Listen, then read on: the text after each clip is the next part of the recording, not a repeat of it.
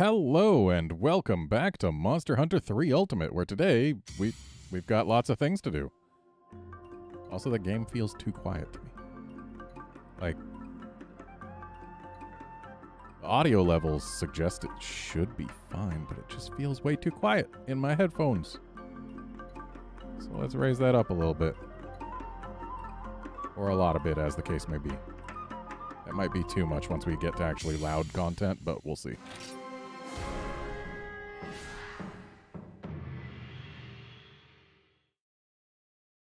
The problem with doing streams from multiple different consoles is, for whatever reason, I cannot save my audio settings for each specific console. And yeah, every time I swap consoles, I gotta get everything dialed back in. Also, hello Jess, hello Wolfkinson. Should have chosen Marina.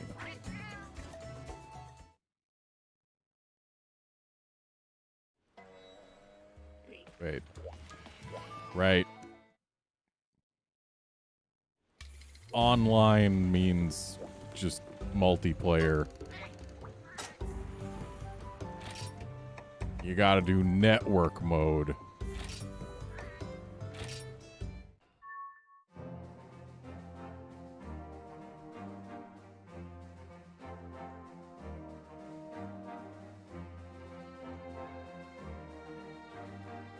Hey, no worries if you can't join, Wolfkinson.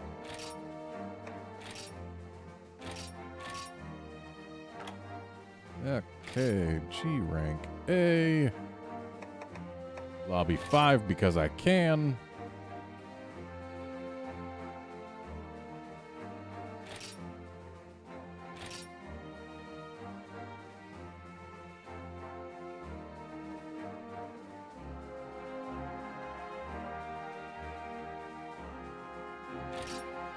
Red room.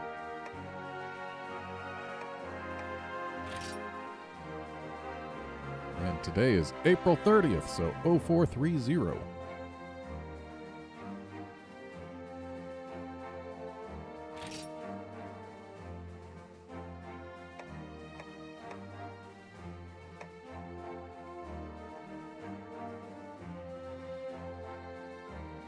Gonna make a note of this and pin a comment.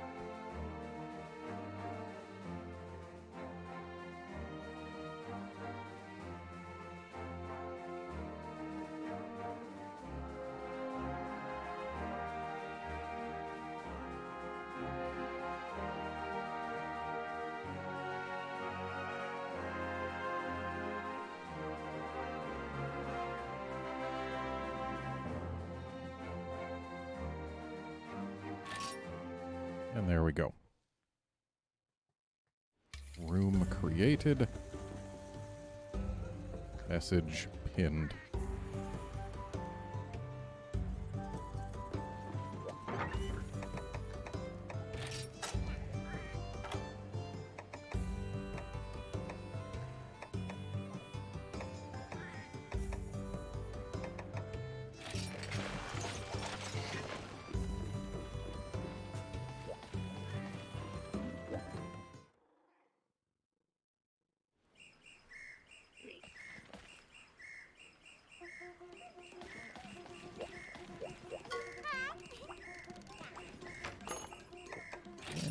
Let's see what we got.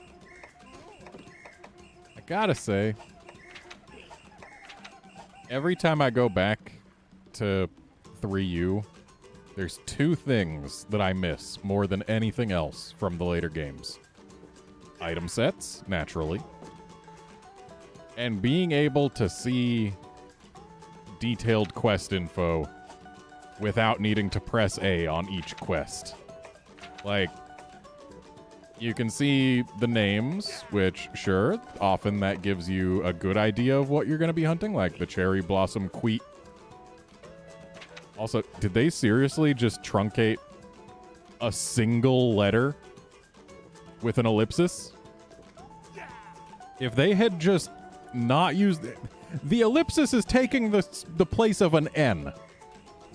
They are saving no letters. Not one. I'm pretty sure that ellipsis is taking more space than the N would. Wow. But yeah, you can see the names of the quests, and that's, you know, it gives you an idea of what you're going to be hunting, but Deserted Island Dust Up could be anything. You gotta press A to see what it is. Like Monster Hunter 4 and beyond, we've just been able to see the monster icons at the same time as we're exploring through the list. We don't gotta press A. So yeah, that and item sets are the two things I miss most.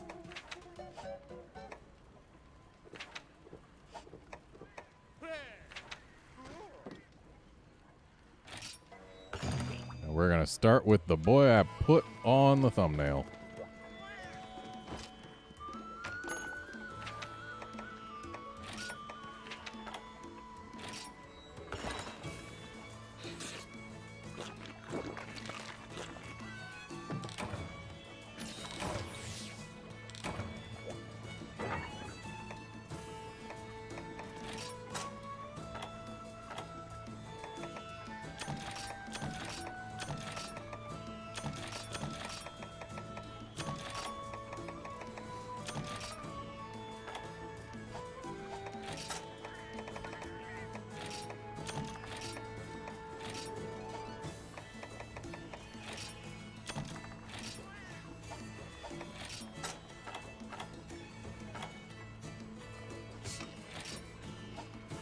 And let's... Actually, I don't need frogs. I've got my meat shakalaka.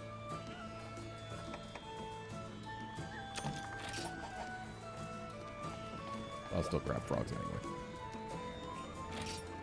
And gonna go on ahead solo for now. Because without Wolfkinson, this is probably gonna end up being a solo stream anyway, but whatever. If anyone joins, they can join for subsequent quests. And I believe in myself and my ability to solo things. Also, hey, we get to see the flooded forest when it was more flooded. What?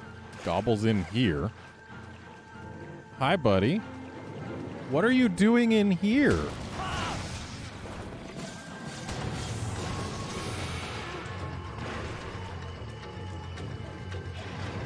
This is not at all the location I would have expected Gobble to start. And I guess so much for fishing it out.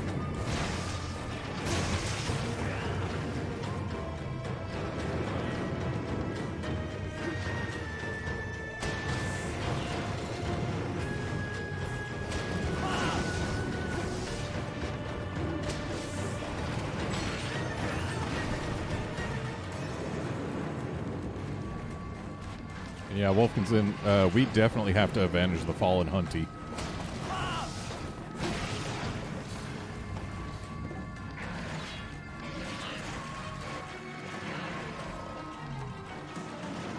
And it would be a lot easier to find people who could play 3U on their Wii U's if Wii U's actually, like, sold to anyone.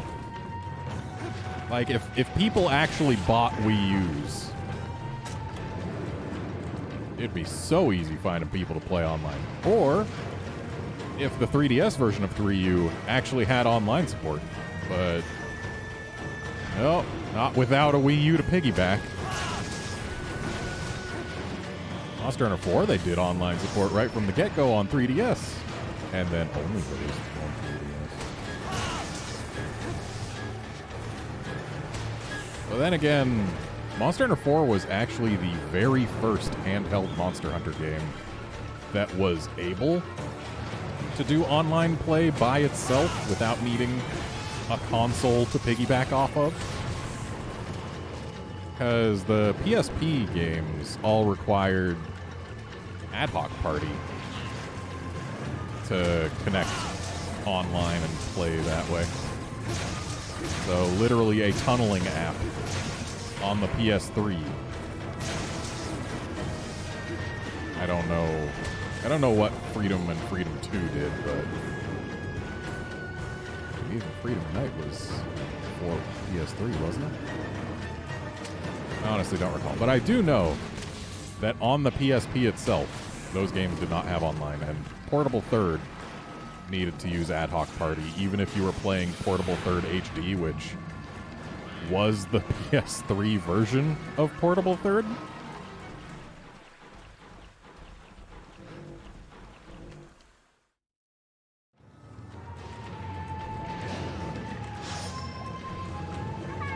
But, yeah.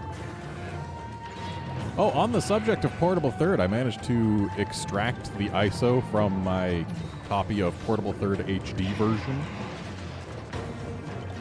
and get it all patched up for English to improve the viewing experience. So that's going to be a thing that will come eventually.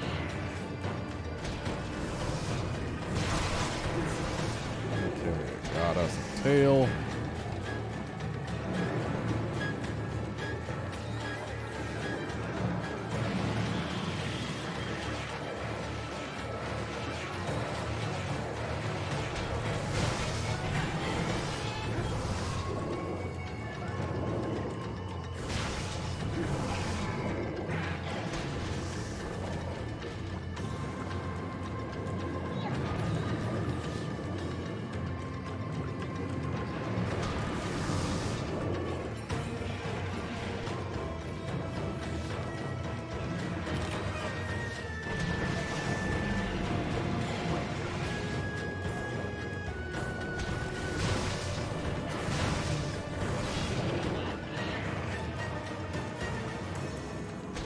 You know, something interesting about the Flooded Forest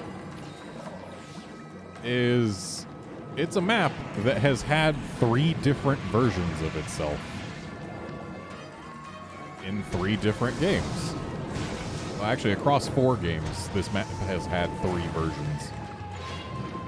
By 4, I mean, we've got Tri and 3U, which have the same version. Portable Third has its own version.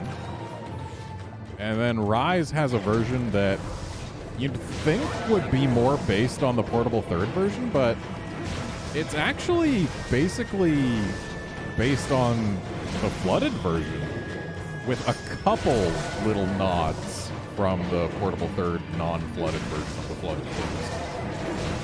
It's interesting how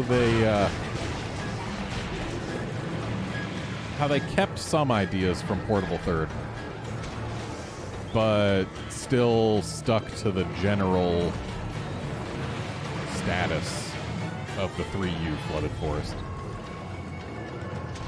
Because, like, in Rise, this area that we are in right now, right this very moment, like, you can actually go in this tunnel and it'll take you to the cave. And you can do that in Portable Third as well. But here in 3U, you cannot do that. So, like, that's one idea that was very good, mind you, that they took from Portable Third. But then there's another area over to the east where in this game it's flooded. And in Portable Third, it's actually, like, completely dry, and it's where Nargacuga sleeps. But that area, they stuck to the 3U version of and had it be just completely flooded with water. Doesn't have Nargacuga's sleepy stump.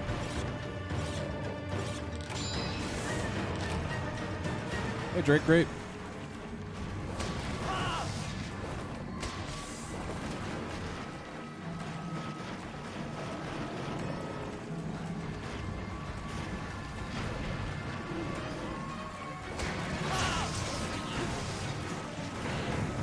Yeah, it's just interesting to see how...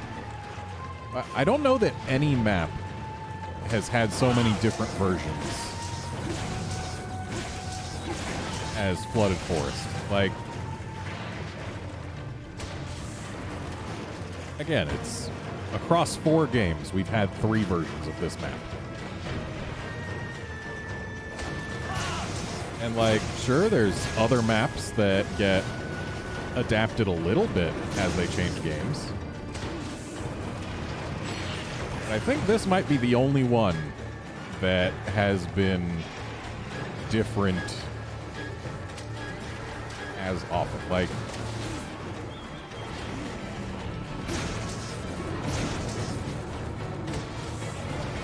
I was about to say, like, oh, this one's been changed in a higher percentage of games than any other, but then, like, well, actually, yeah, I think that would be true, because I was thinking Sandy Plains, like, oh, there's 2 versions of Sandy Plains, and that's, you know, it's only been changed once, and that's 2 versions right there, but, like, it was the same in Tri and 3U and Portable Third, so yeah.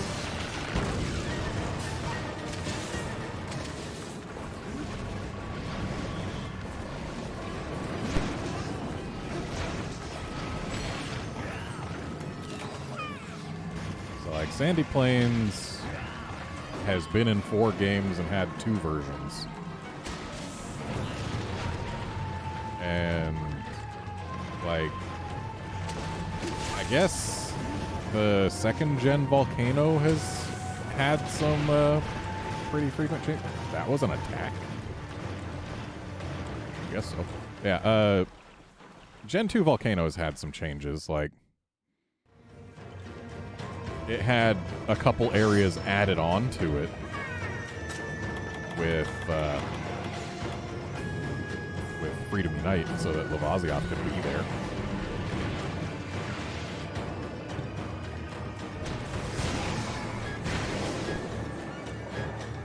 And, like, the Gen 1 Volcano got changed going into Gen 2.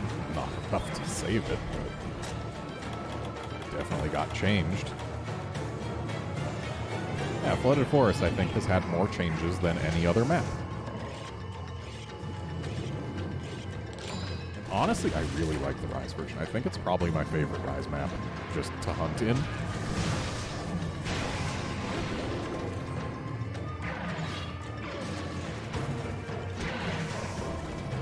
And, like, it's a neat aesthetic. It's not like, oh, this map is 100% my aesthetic. I love seeing it. Like, as far as maps in the series that I love being in and looking around for the aesthetics, that's gonna be Misty Peaks, hands down. But Flooded Forest is neat. I like maps with lots of water and vegetation, and Flooded Forest definitely has both of those. It airs a bit too much on the water side. Though honestly, if Flooded Forest Rise version got, like, an Iceborne style update and they added a lot more life to the map, it would be a real contender. Wow, this Gobble sure does like going back and forth between exactly 2 areas.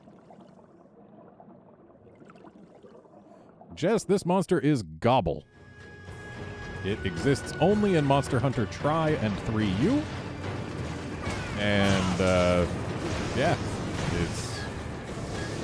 it's a pufferfish, anglerfish, salamander hybrid type thing.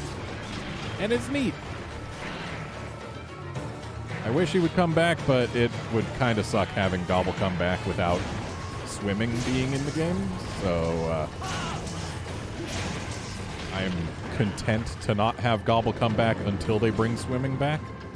Nibblesnarf is an acceptable substitute, considering Nibblesnarf was literally designed to be a substitute Gobble for a game without swimming, Portable Third. We should say hi to Nibblesnarf. Sure, he's in the 4th gen games, or he's in GU at least. But you can still say hi to him.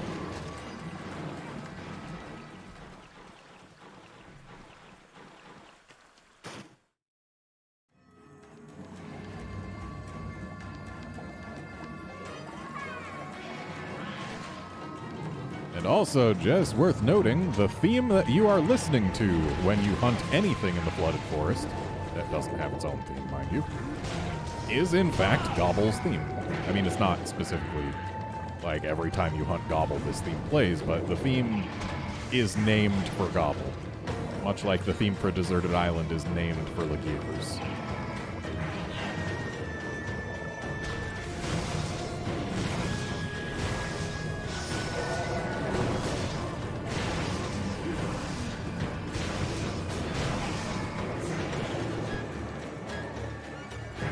They actually stopped naming area themes for specific monsters in 5th gen. But, like, there's still some themes where their names themselves definitely point more to one monster than another. Like, in Monster Hunter World, the Ancient Forest, its theme is Barbarian of the Ancient Forest. It's Anjanath's theme. Just straight up, it's Anjanath's theme.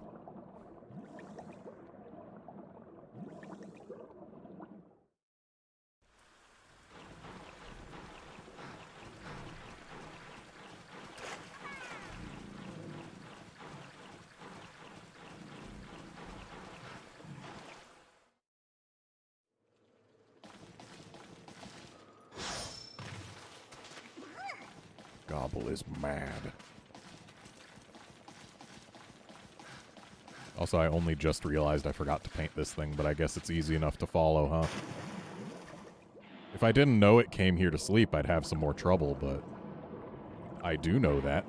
I'm gonna get some free carves. Or am I? I guess I'm not gonna get some free carves, because, reasons?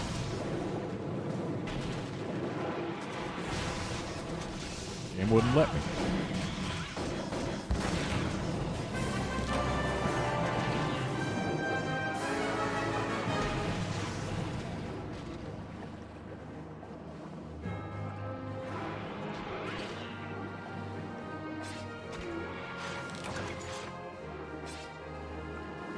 Well, Drake, yeah, the Tundra is named the Sub-Zero White Knight, but Barioth's name also appears in it. Like, it's the Sub-Zero White Knight Barioth.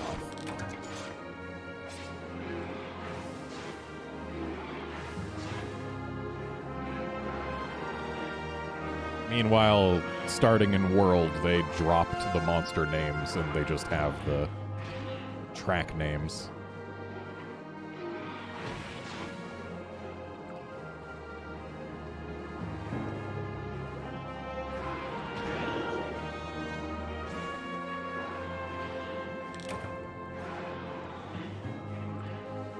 Oh, and I'm sorry, it's Savage of the Ancient Forest, not Barbarian of the Ancient Forest. I think they've actually done 2 separate translations of that theme name, but Savage is the one that's in the official soundtrack, so we'll go with that.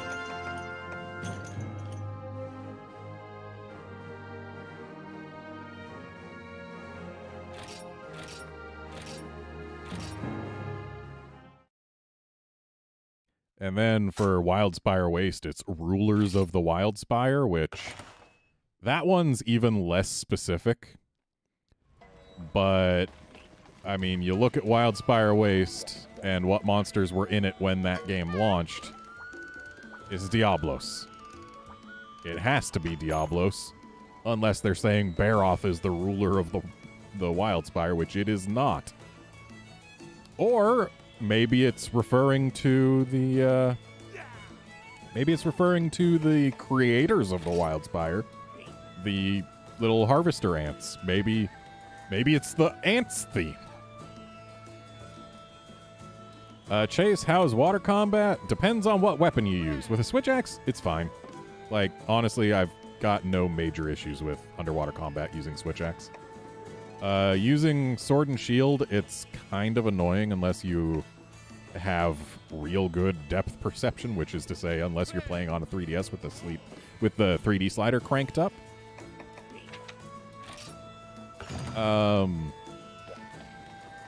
Yeah, some weapons are better underwater than others. That's just how it goes. But for the weapons that I use, which is to say, switch axe. It's switch axe. I use switch axe. Also sometimes hammer. But both of those are totally fine underwater.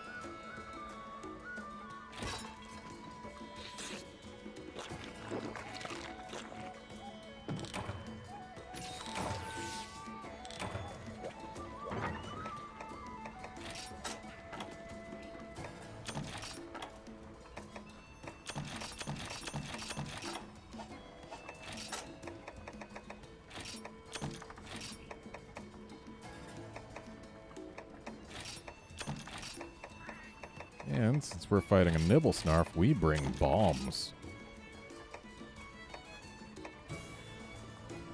Sonics aren't as useful as I feel like they should be against Nibblesnarf.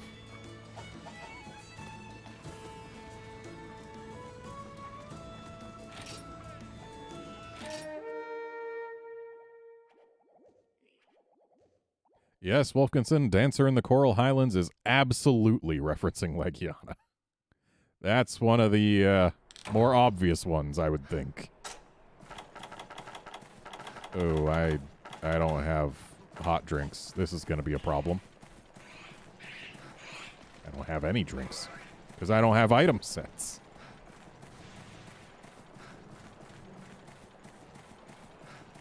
And then Rotten Vale is Murmurs from the Land Forbidden, which that one's highly non-specific.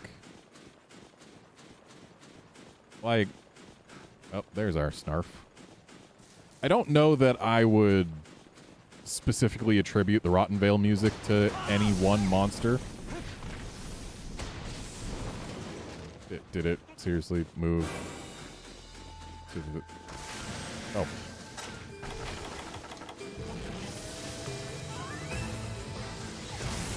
I miss this version of the theme in Rise, by the way. Yeah, Murmurs from the Land Forbidden. That one, if there's any monster in the Rotten Vale that you could say sounds like it's murmuring, it would be Odogaron. I'm still not willing to completely call it Odogaron's theme. But if it is a monster's theme, I think the case is clearest for Odogaron.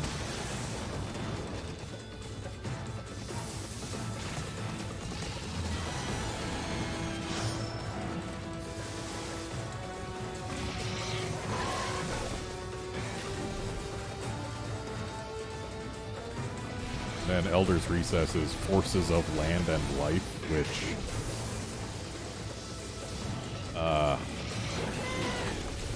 that one I don't think I'm willing to call for any monster at all.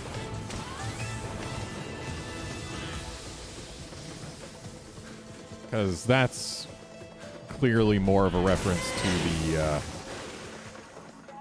the lingering threat of Xeno'jiiva, I would say.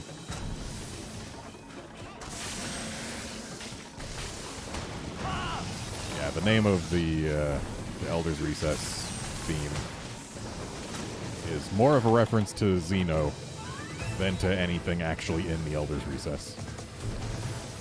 That's what I would say.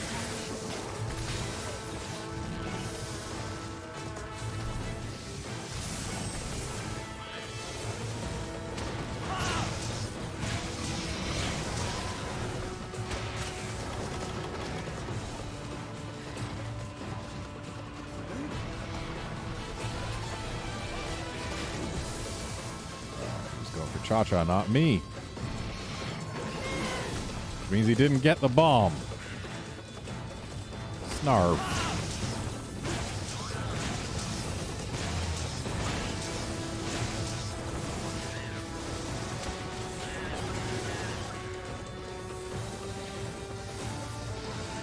So Nibblesnarf's name has an amusing history. Because Nibblesnarf debuted in Monster Hunter Portable 3rd, a game that never got translated to English officially. And in Monster Hunter Portable 3rd, its name was Hapuruboka, which sounds like nonsense, and in Japanese it is nonsense, but... I blew up my bomb. But there is some meaning to its name. I believe in Italian, because Hapuruboka sounds like April Bocca. Or I butchered the pronunciation there, but you get the thing. In Italian, it's like open the mouth. Which, hey, guess what this monster does? Guess what this monster's most defining feature is? Maybe it's the open mouth. And then, like, people were like, oh, Nibble Snarf. Oh, it's such a stupid name because it's got Nibble and it's got Snarf. It sounds like a joke. It was always a joke. Its name was always a joke. But there was such a stink leveled about it. And, like, I don't recall there ever being as much stink about monsters' localized names as there was for the monsters that showed up in Portable Third. Like,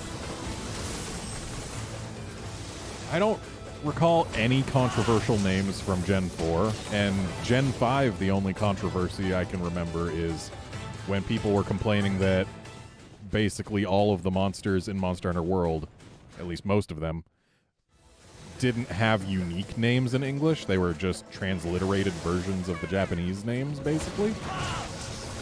So people were like, oh, but it's not unique to us. And it's like, who cares? I don't care.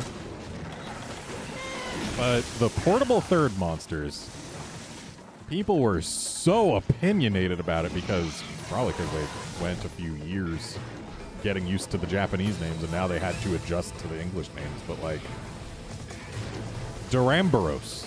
That's a pretty neat name. Like, the Duram, like, it sounds big and heavy. And the Boros also sounds big and heavy. And it's got ram in there, like it's got ram horns. And it's a neat name. And its Japanese name is Doboruberuk. Which, I mean, I kind of get a little sense of bulk from that name, but it doesn't sound like a name that we would use in an English-speaking territory, that's for sure. Like, even if we were to be charitable in the transliteration and call it, like, Doberbelk, that still just doesn't sound right.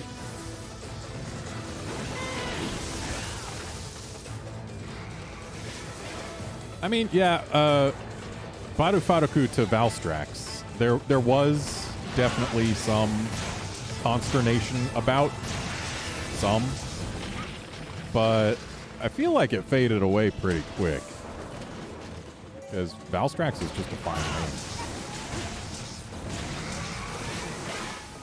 name. And then there's the group of people who clearly didn't put a whole lot of thought into anything whatsoever, who got very unreasonably mad about Zinogre. That's the biggest name change, which was never actually a name change, to ever get people riled up. Like, literally everywhere. Every last bit of official merchandise that featured Zinogre had its name listed as Zinogre. Even in Japanese, before it ever showed up anywhere other than Portable Third, it was Zinogre. But a bunch of people who only played the Japanese version of the game and never bothered to look at anything other than the katakana it was spelled with decided, no, this monster, it's Jinoga. And not even Jin-Oga. Like, they completely mispronounce it most of the time. Like, in Japanese, the way it is read is Jin-Oga. Not Jin-Oga. Like, there is a syllable break between the N and the O. But so many people who call it by the transliterated name, which Zinogre is a transliterated name. It's not even a translated or fully original. It's just a transliteration. It is entirely possible to spell it that way if you are transliterating it. And he ate bump.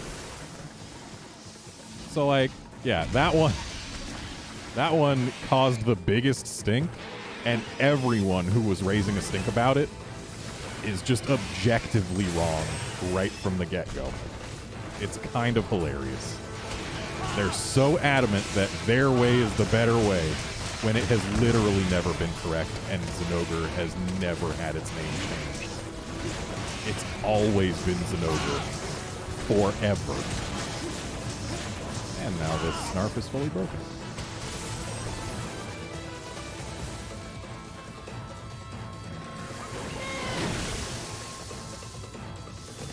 Well, that was interesting.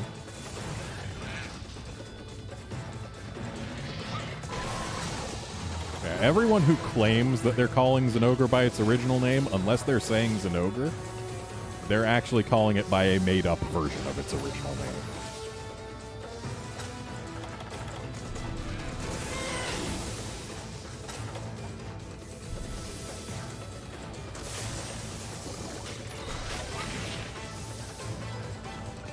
Now, if they were talking about Lagombi, then they'd have a leg to stand on. That one actually did have a different transliterated name during the Tokyo Game Show where I think it was 3U, or Tri-G was demoed. Because that one, Lagombi's Japanese name is Urukususu, which is kind of cute, I guess. And the transliterated name that it had in the English instruction page for Monster Hunter Tri-G at Tokyo Game Show so that international people could play the game. That one, they called it Urcusis. U-R-C U-S-I-S, I think it was. So, like, yeah, Lagombi had previously been known to the English community as Urcusis. And that one was, in fact, not just the exact same as Urukususu. Like, it actually had some letter changes and vowel changes. So it was pronounced differently. It wasn't just a straight-up transliteration like Zinogre.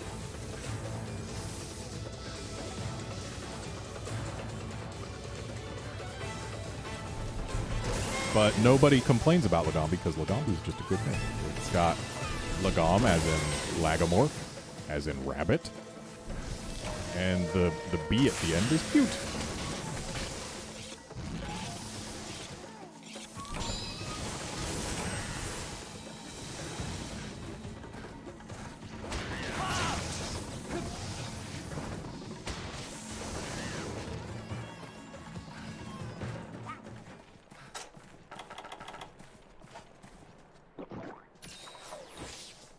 And, like, nobody complains about Rathalos not being called Leoleus.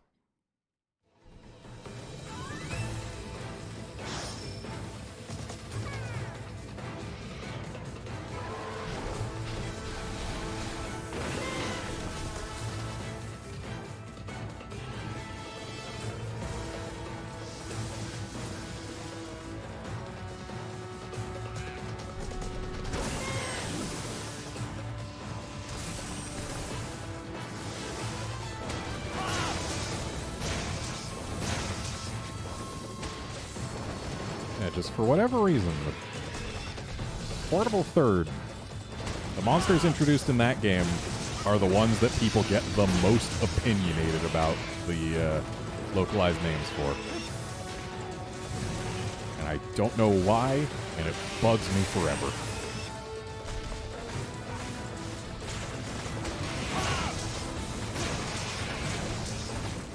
Anyway, Nibblesnarf is a fun name, and I like it. That's the moral of the story here. Nibblesnarf is what got me off on that tangent. Nibblesnarf is a fine name. It's a silly name for a silly monster whose name was always silly.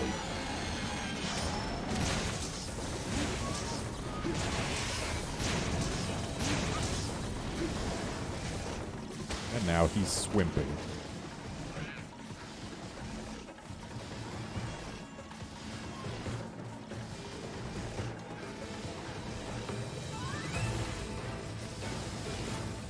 The fact that you can fish out Nibblesnarf so often makes it a much easier fight than Gobble. But it also makes it a more interesting fight, I would say. Like, Gobble's fine. I got no complaints about it. But it's very static. Nibblesnarf's fight is a little more dynamic. It's got more things it can do. And also, there's more things you can do to it, and I was not forcing it to that. Whatever.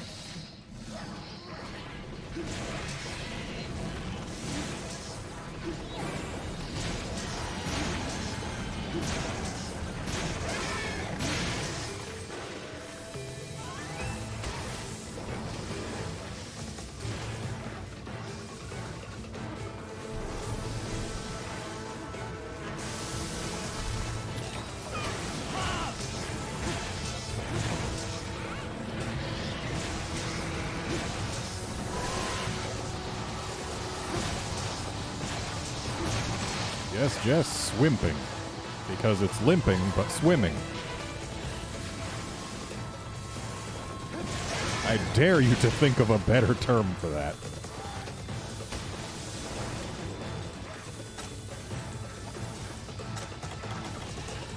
Also, wow, I have been sucking down energy drinks. Can you imagine being so cold that you just gotta, like, drink a can of Monster every 5 minutes? I don't drink Monster. It's just the only energy drink that I know the name of. Actually, I guess it's not. It's just the only one that's like a drink and not a supplement or whatever.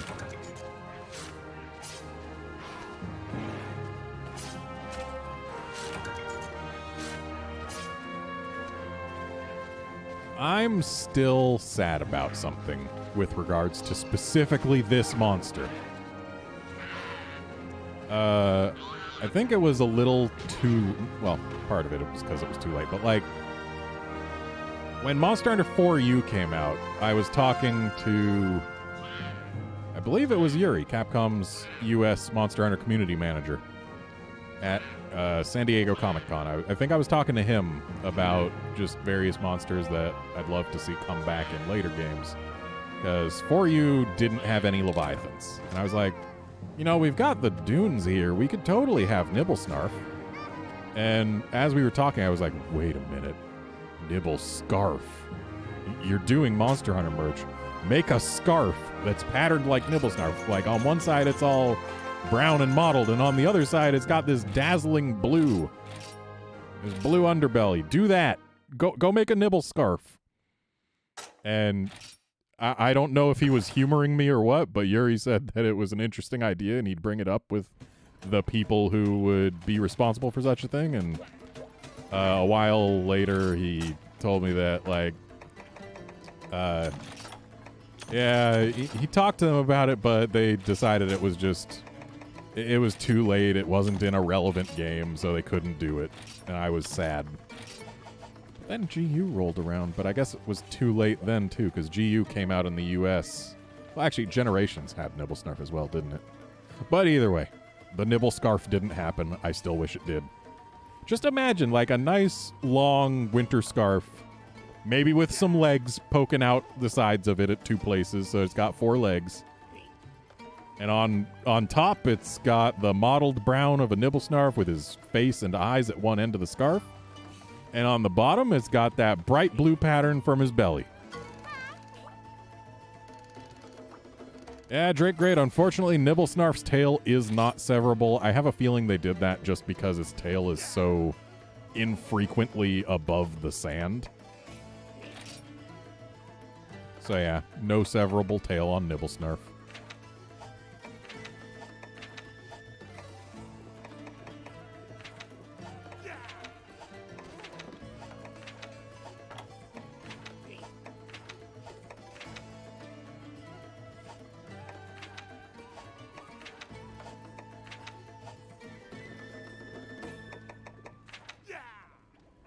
Haven't done a Crimson Pecco in a while.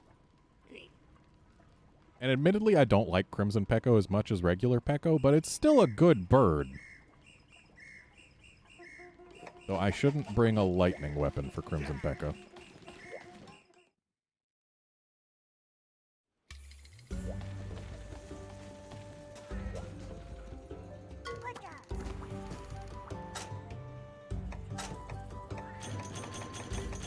Yeah, Drake Ray, the claws and gills aren't above the sand, like, all the time. But, well, the gills are always above the sand. They're just not always available as a hitbox. Only when it's tired or doing a gill-based attack. But, Nibblesnarf's default position from which it fights you. It's got its front legs out of the ground, its face out of the ground, and its back out of the ground. But its back legs and tail are underground for that entire time. And I think that is exactly why they, I think that's exactly why they didn't make the tail severable. Because the tail is just... The only time the tail is actually hittable as a hit zone is after you fish Nibblesnarf out. Which, yes, you can do a few times. But unless you can get the tail cut during those times, then it would just be... not great.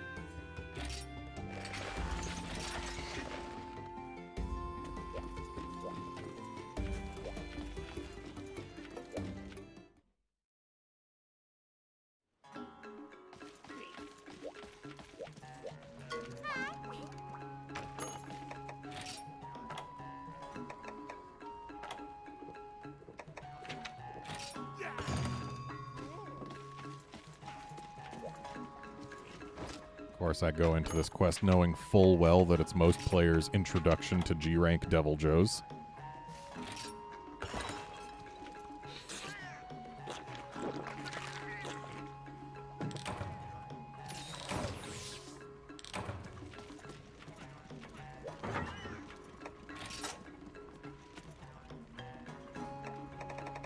Okay, good. I do have poop.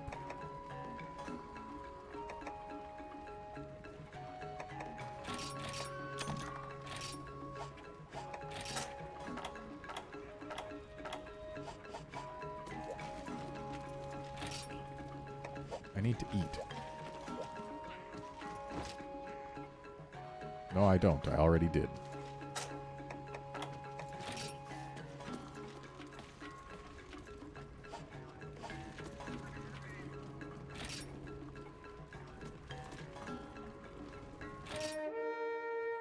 Jess, this armor is from Dire Miralis, the end boss of this game, and the switch axe is from Lucent Narga, the Nargacuga rare species.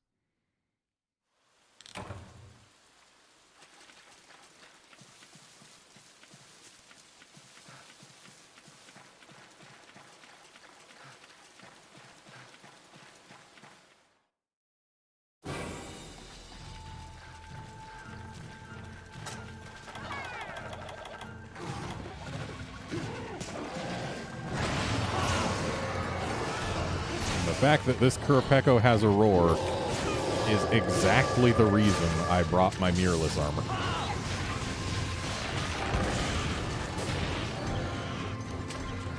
Also, that's right, Rocksteady in this... Well, Rocksteady in any game also affects the wind pressure. So, like, yeah, this armor is just great for Peko, for Crimson Peko. Because Crimson Peko, they... took regular Peko, changed its fire to lightning, which, I mean, sure. They added a bunch of wind effects to it. Oh, we got a pink lady. Yeah, changed fire to lightning, added a bunch of wind effects, added a roar, and made it so that when it sings its songs, I believe it does debuffs for you instead of buffs for itself.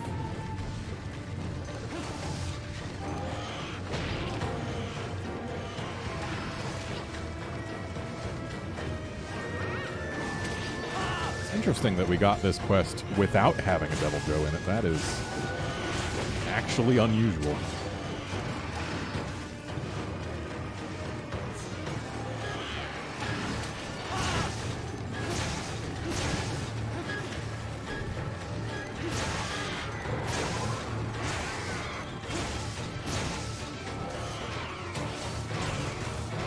Alright, it also has a flash. I had completely forgotten about that.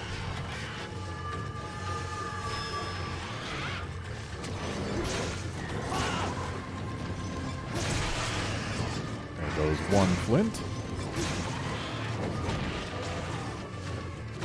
Also, yeah, it'd be cool if Lucid Narga came back in Shadowbreak, Sunbreak.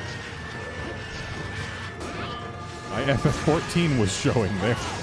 SB in that game, to me, is Shadowbringers. So it could also be Stormblood. That game had 2 expansions back-to-back that were SB.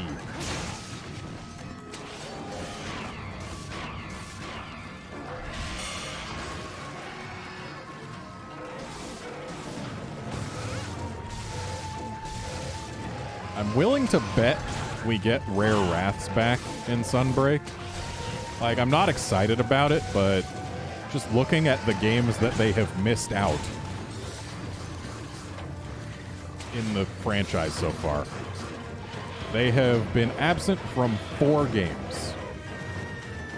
Those games being Monster Hunter 1, Monster Hunter 3, Monster Hunter 5, better known as Monster Hunter World, and Monster Hunter Rise. So, the first game in any set of games in an odd-numbered generation are the only games that Rare Wraths have not been in. So if we follow the pattern, we are absolutely due to have them back in Sunbreak.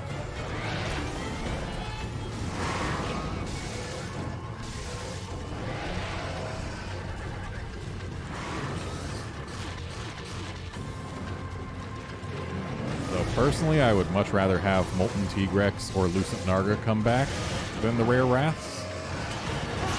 And it is possible that we can still get them. Like, those are monsters that they absolutely would not advertise prior to launch.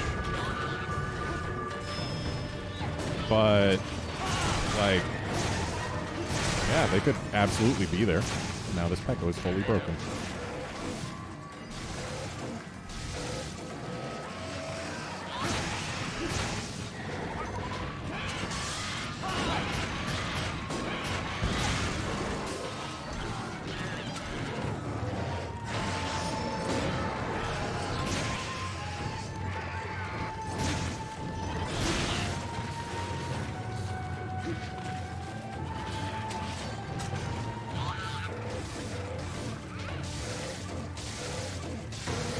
Peko has such fun animations. Like, everything it does reads really well.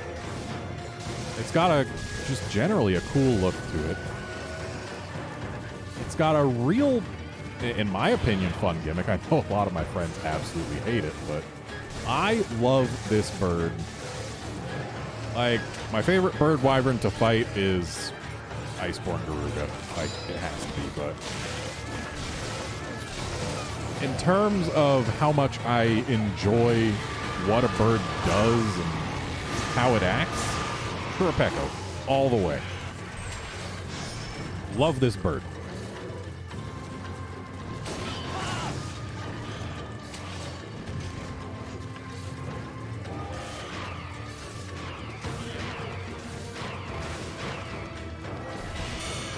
I expected him to go after, like, his little third noise.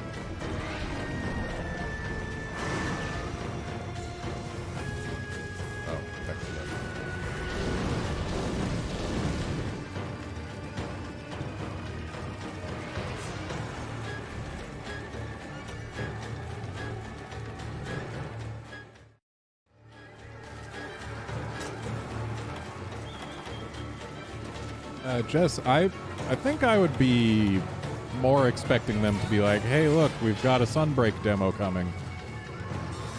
Like, in an early June update.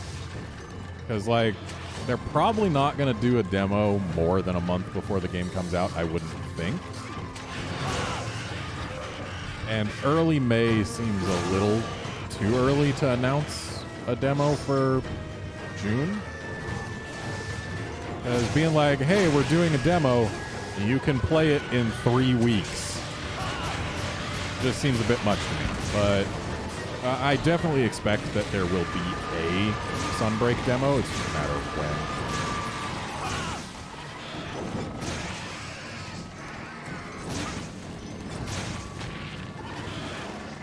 Yeah, I think early June is when we'll hear, like, hey, we're doing a Sunbreak demo. Also, you can play it later today.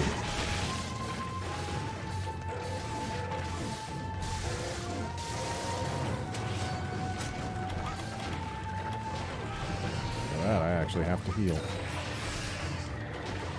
Good job, Roggy.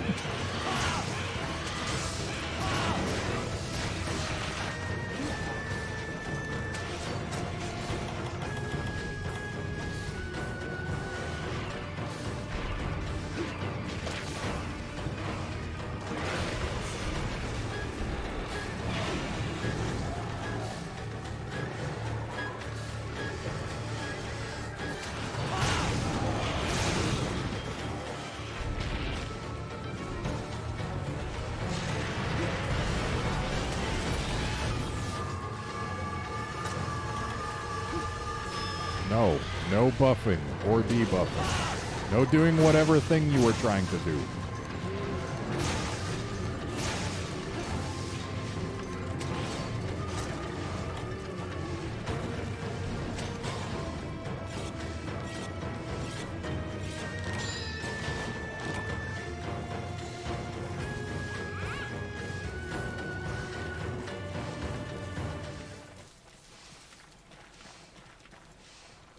Really?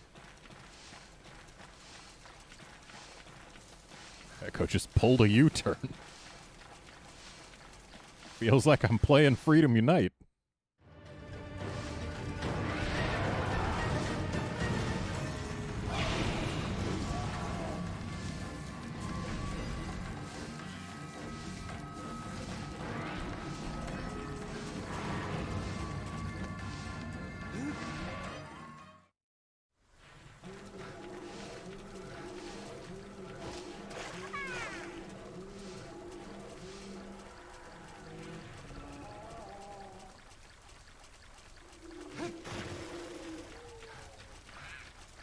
I still vividly remember the first time I ever did this quest. There was a pickle in it. Because there's almost always a pickle in it. And I captured the Crimson Kurapeko after it came here to sleep, and I really need to work on my spacing. Yeah, captured the Crimson Kurapeko after it came in here to sleep. Okay, whatever. And the pickle comes in right after I capture it, and is like, oh, is that a captured monster? Here, let me start eating it. That's a thing Devil Joe just does.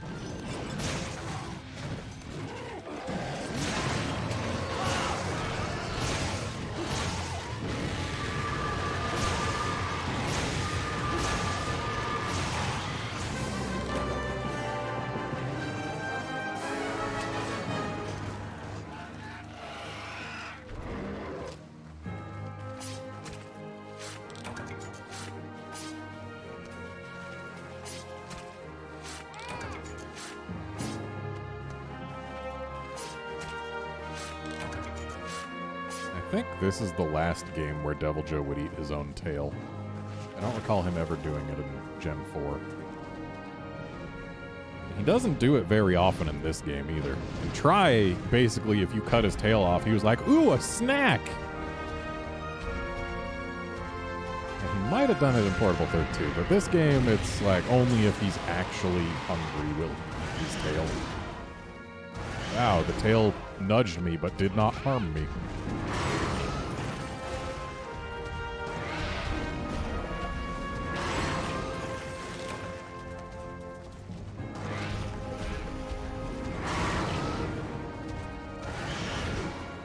Yeah, like Devil Joe in this game will basically eat meat whenever he's not enraged. Like whenever his stamina isn't full, and when a monster's enraged, they have infinite stamina. Whenever his stamina's not full, he's basically totally willing to eat meats. And in Try, that included his tail. In this game, only if he's actually like in hungry, drooly, tired mode will he eat his own tail.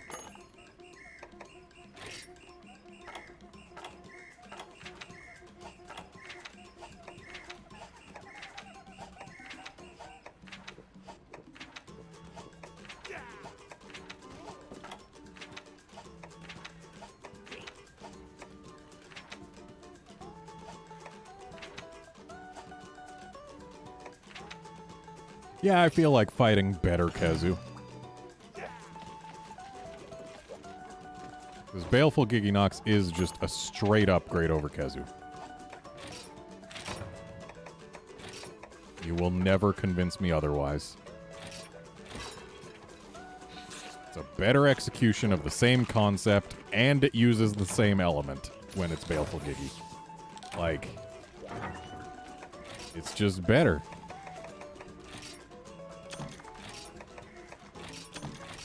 This time, I am bringing hot drinks to the cold place.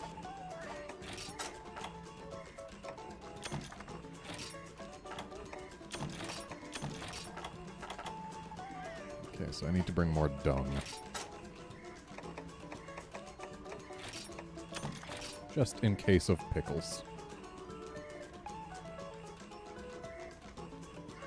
So actually, Baleful Giginox does have an annoying quality to it that is definitely exacerbated in solo play. Because, like, regular Giginox, in my opinion, has a neat mechanic. When it's not enraged, its face is soft. When it is enraged, its tail is soft. And, like, yeah, the hardness of those two parts swaps based on its rage state. So, like, right now, if this was a regular Giginox, I would want to be attacking the face. Which is totally fine. When a monster's not enraged and you're rewarded for attacking the face because the face is soft, that's good. That's exactly what you want. But I believe Baleful Giginox has them reversed. If it does, it's not really noticeable because I got Purple Sharp. Maybe it's not reversed. Okay, yeah, the face definitely gets hard when it's mad. So I guess it is the same. Why was I thinking it was reversed? Oh no. Either way, now that it's mad, I gotta try and hit the tail because the tail is soft and the face is hard. Which, yeah, totally fine. But mildly annoying because the tail's back here and the face is what it's mostly going to be trying to face me with.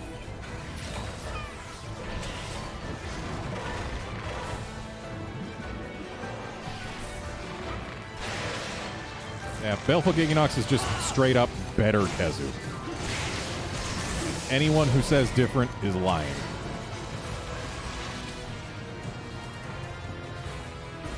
And like it's got the neat little mechanic where it lays a paralytic sack on its back that will explode given time. But you can break it early for a little flinch. Or if you fail to do so, you get exploded on. Like, it's a nice mechanic that rewards aggression. And like, yeah. The way this thing moves is so much more interesting than Kezu. Like, Kezu can go away forever. We don't need Kezu. Ban Kezu.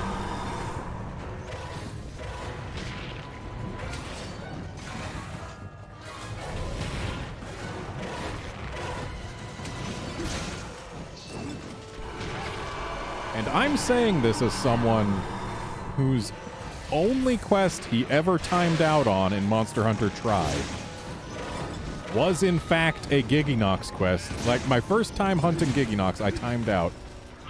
I was using a hammer at the time because I didn't have switch axes yet.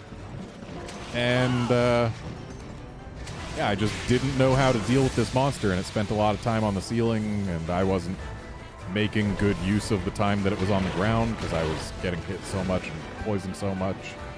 I didn't know how to deal. I think I was probably also attacking terrible hit zones. Like, I think I was going for the wings. It was like, oh, the head's hard while it's not, or while it's mad, so I can't hit the head most of the time or whatever. But, like, I haven't timed out on a Giginox since. My first experience with a Giginox, I timed out, but I still love this thing, and it's better than Kezu. Ban Kezu.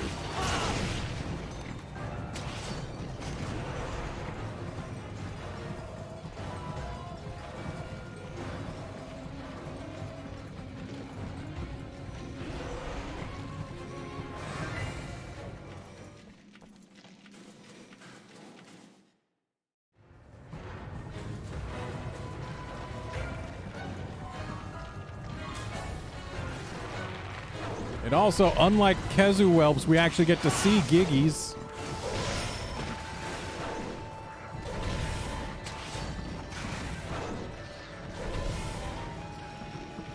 And I think it's neat that with Giginox, like regular Giginox, it can lay egg sacs that produce Giggies. Like, you get to see it reproducing mid-hunt, which is very unique. And kind of gross, honestly, but you don't ever get to see that from another monster in the franchise. It just adds to the unnerving nature of the monster, which is what they are trying to actually pump up for both Kezu and Giginox. They want it to be unnerving, but Giginox actually succeeds. Like, Kezu is just a gross-looking flying wyvern. Giginox is a pretty neat-looking, gross-looking flying wyvern that actually does gross things. Which one of these is the better execution of the concept? I think it's super obvious.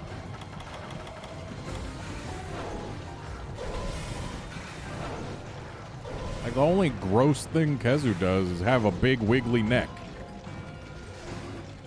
Giginox has a big wiggly neck. It's got counter shading on its belly. It's got little heat sensing patches on its face that are lit up and glowy. It's got lit up and glowy patches on its tail to be false eye spots. So, like, sure, Kezu's tail has teeth in it, but you'd never confuse its head for its tail. Giginox, they designed it so that you could confuse its head for its tail. Like, there's just so much going on with this monster design. So much better than Kezu. So much better. It even has the glowy bits on its chest that you can break. That's neat. So yeah, anyway, ban Kezu.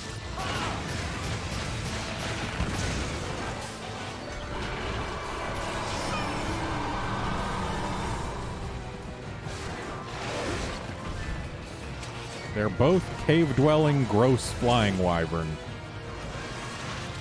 But Giginox actually realizes the fantasy. Whereas Kezu is just generic flying wyvern that is visually kind of gross.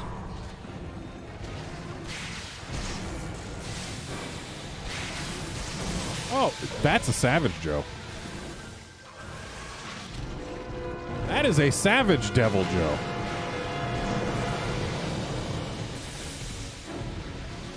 You don't see Savage Devil Joes in most quests. Those things are rare.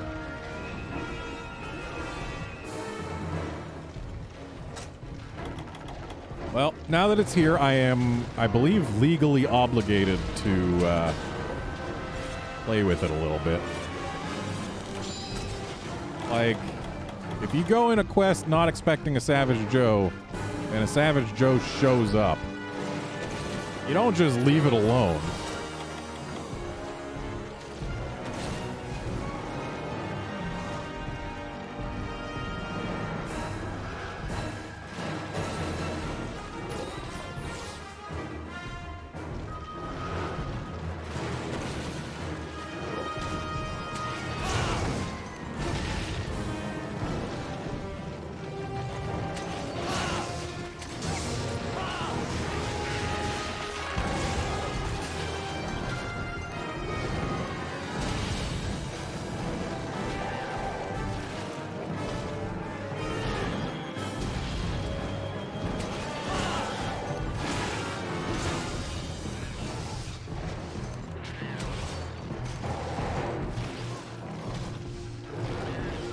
I have to at least get the thing enraged to prove that it is in fact savage.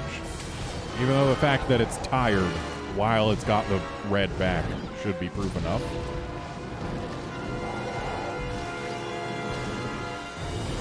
I have to at least enrage the thing.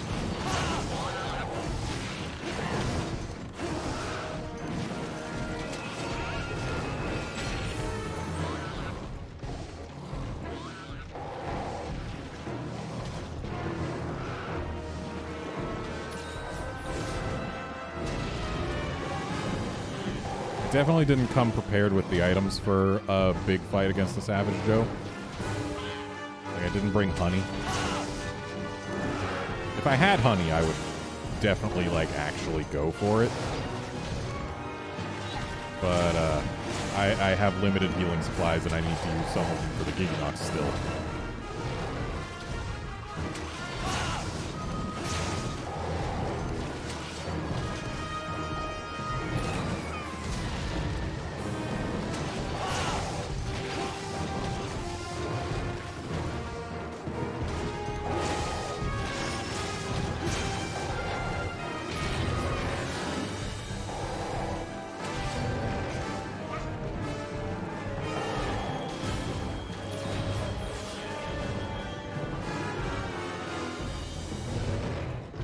There it is.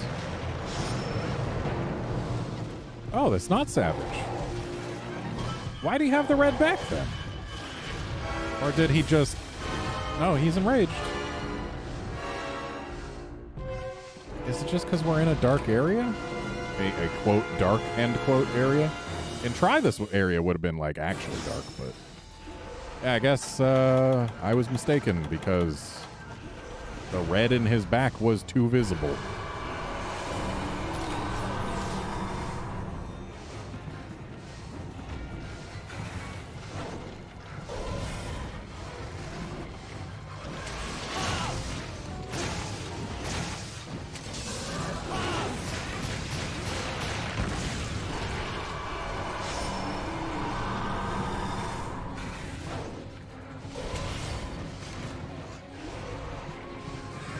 That is one thing I miss from Try, the actual dark areas. Like, yeah, it was a pain fighting monsters in them when it was too dark, but it was a neat visual effect. I feel like they could have not scaled it back quite so much.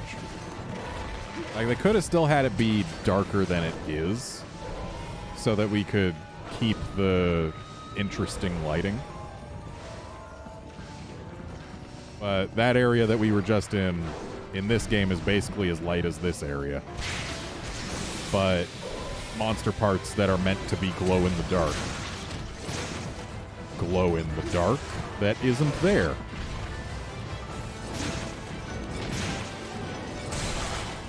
And there goes Giganox's chest, which gives us a free spark.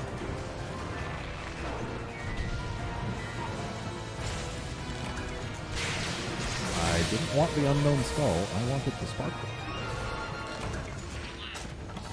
Sparkly was not worth gathering. Hello again, Pickle. Yeah, now that we're in a non-dark area and his back isn't glow in the dark, it is much more obvious that this is not a Savage Joe.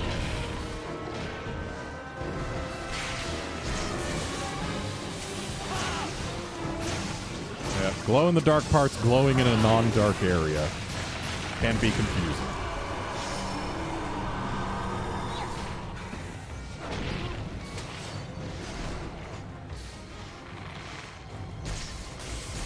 And, like, Kezu has this same move, but it doesn't look as twisty or as weird when it does it. Like, Giganox takes that move and makes the animation more interesting, just by virtue of having its body be shaped like it is. You cannot tell me that Baleful Giganox is not just completely better than Kezu.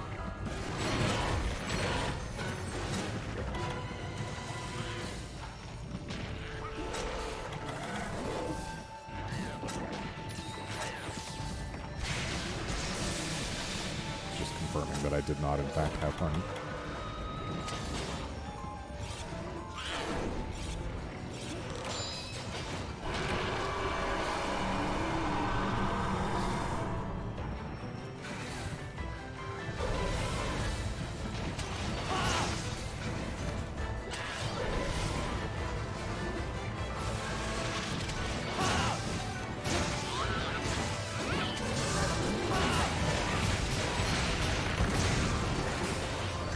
Yeah, Drake Gray, I'm with you on Joe's theme being repetitive and not terribly exciting, especially in this game. In World, it's better. But, yeah, I think a big part of why it is the way it is the fact that they knew that most of the time the monster was present, you would want to be tossing dung at it and making it leave. Because, like, Devil Joe's theme has a very strong opening that goes to a kind of plodding midsection. And that strong opening is like, yes, there's a Devil Joe here, you need to deal with it.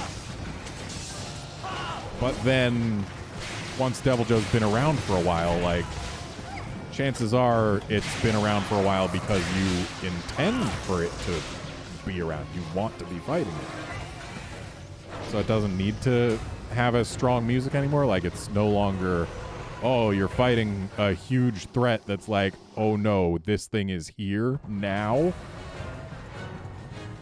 So yeah, I think a big part of why the music is the way it is so that it can have that real distinct, strong opening. And then you throw your poop at it and it leaves. Because, like, yeah, the first game Devil Joe showed up in, and also every game Devil Joe showed up in, it's an invader monster. It shows up in almost every quest, or at least it can. And so you're going to be hearing that theme a lot. So they got to pump up the part of the theme that you're going to hear a lot, and then the rest of the theme is like, hey, it's this guy again.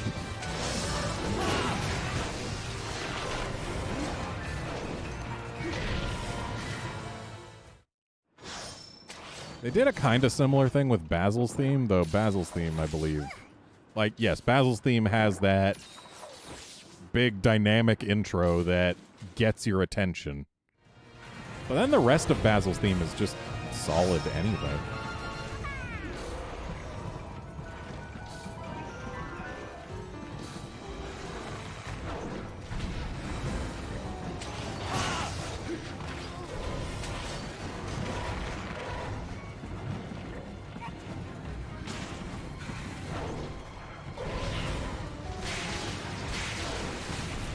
And there's also the fact that Devil Joe's theme has several very deliberate references to Godzilla's theme. And Godzilla's theme was never very bombastic. But, yeah, just looking at the two creatures, it should be fairly obvious why they chose to reference Godzilla's theme for Joe.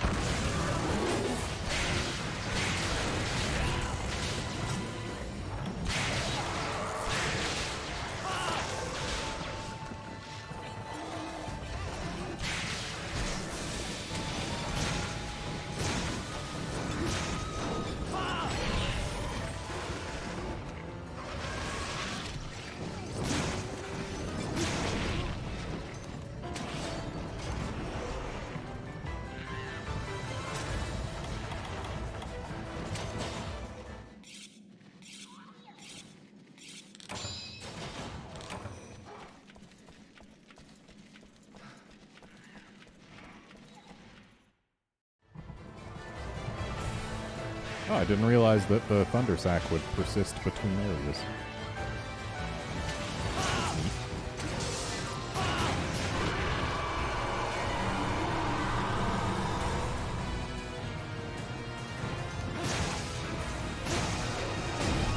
Yeah, Wolfkinson, I think we probably did have a discussion like that before, considering there was definitely a 3U stream I did where we fought a Savage Joe here in the Tundra, because here in the Tundra is the one place where you can guaranteed fight a Savage Joe without needing to go through a Kurapeko. So yeah, it's probably that.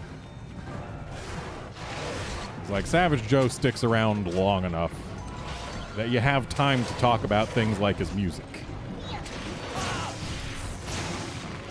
I'd love to get a flinch there.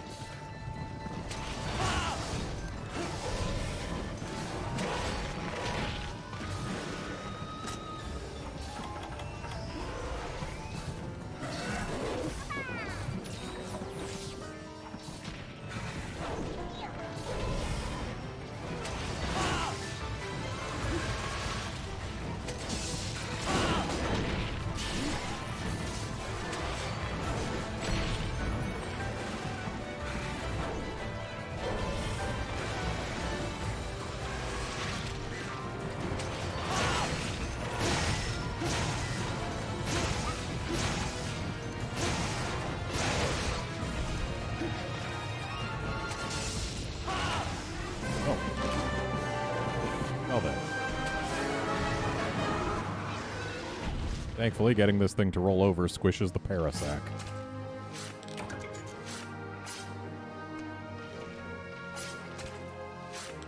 Otherwise, I would have been carving this thing, and then it would have exploded with paralysis, and that would have been, well, amusing, if nothing else.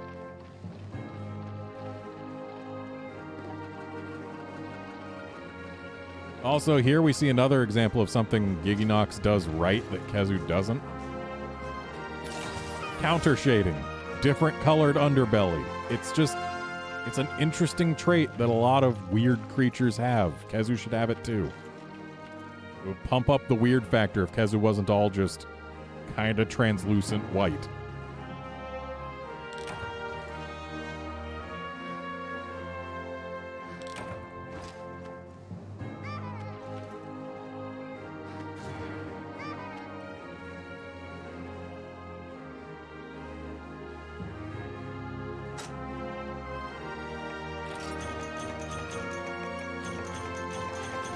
Poor Giginox has been stuck in Gen 3.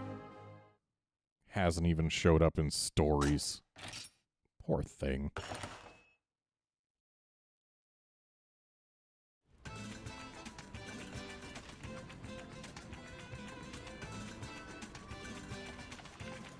Like, it's... Is it? Yeah, I think Giginox is the only non-aquatic monster to never make it out of Gen 3. Oh, also Gen Moran, but, like, Daren is still a Moran.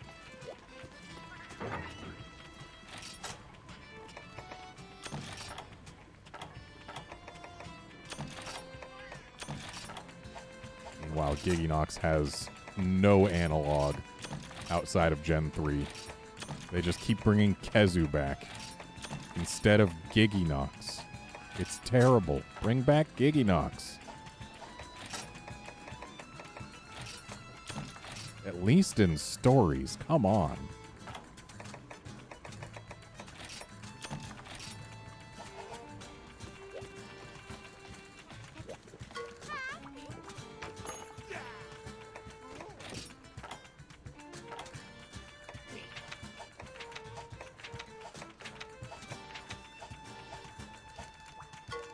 I need to see if there's a certain monster in an event quest.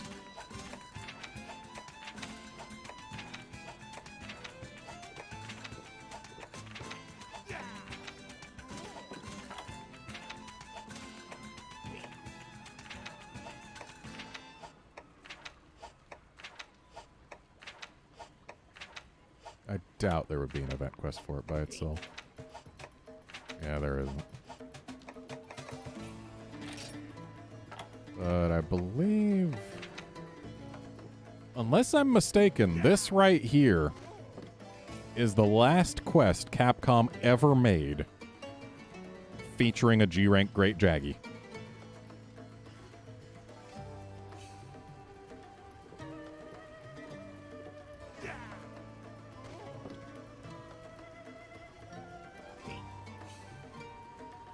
Like, I don't think Great Jaggy appears in any other G-rank quests in this game. It'd be kind of weird if it did, honestly. And there is no G-rank Great Jaggy in Monster Hunter 4U. Great Jaggy stops existing after high rank in 4U.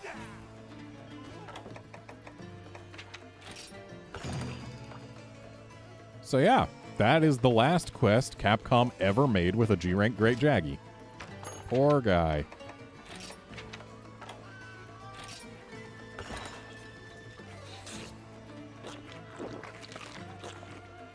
So like, for you, we get Great Jaggy in low rank and high rank, but then in G-rank, he's gone. And in fact, high rank in 4U is the last time Great Jaggy has been in the franchise outside of stories.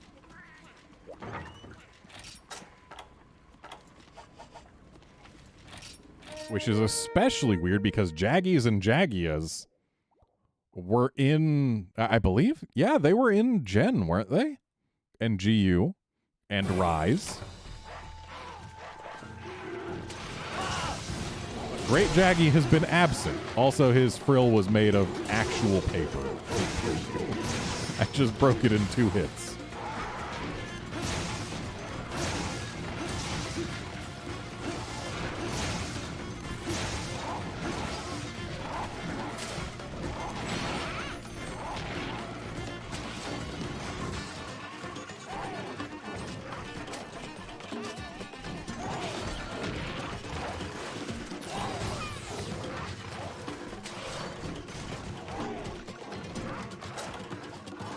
And then Monster Hunter Rise was just incredibly rude to Great Jaggy by having Great Roggy and Great Baggy, but no Great Jaggy.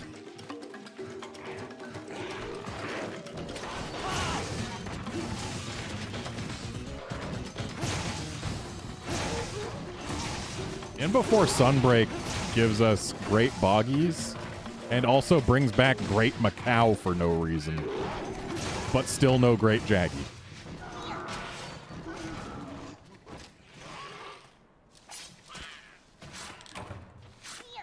Oh, that's right. This is a Mega Potion quest. And yeah, the 3U medium monster theme it's great. It's real fun. I wish we got to hear it more.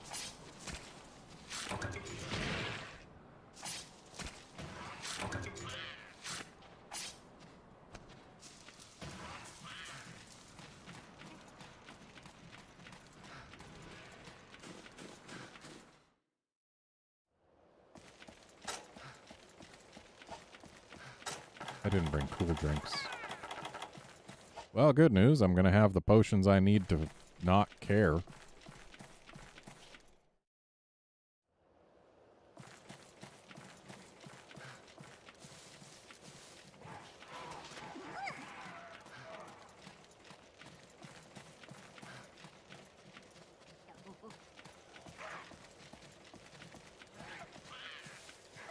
Okay, the Jaggy has now despawned.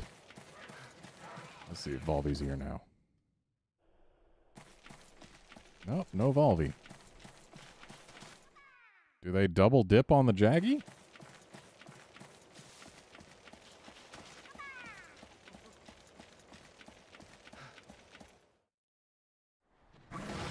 Oh, Volvy just starts in here, which is weird.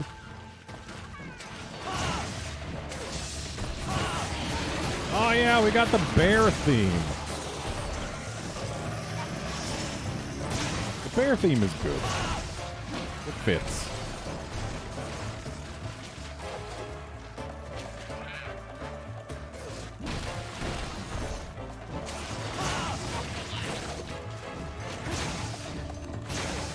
And actually having a medium monster theme is a great thing that Gen 3 did to the franchise.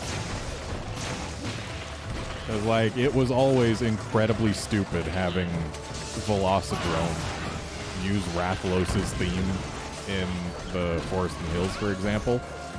Like, Velocidrome does not earn that theme. Not in the least.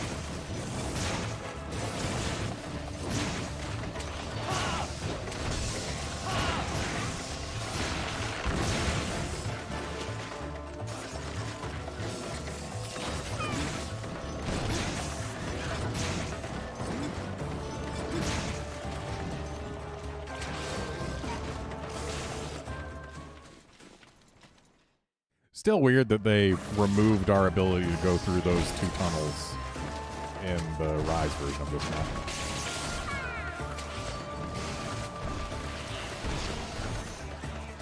You know, it's kind of interesting. I like this map actually better in this game than I do in Rise, whereas Flooded Forest, I think it's the opposite. I really like the Rise Flooded Forest. It's a good map. But the Rise Sandy Plains, it just feels like you have to go through too much negative space to get anywhere interesting. Like, it's all the areas you actually hunt in feel a little too spread out. They've got too much in between them, which is great if you're just trying to explore around the map, which I do enjoy doing that. But when it comes to actually hunting, it's less good. Then there's some areas that used to be connected in this game that just aren't in Rise. Yeah.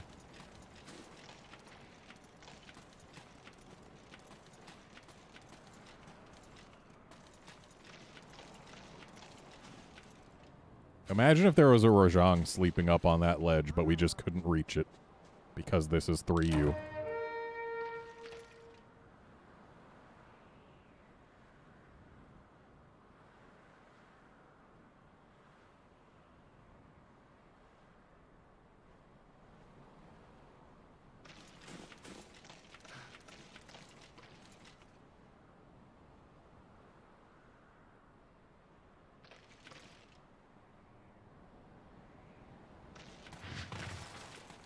There should be a great Jaggy here. Where Jaggy? There, Jaggy. Why Jaggy start here? Game weird.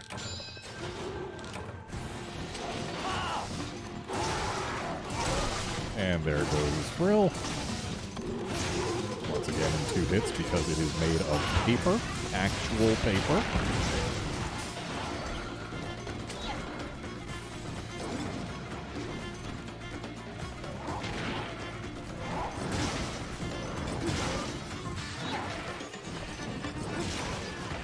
Oh, that was quick.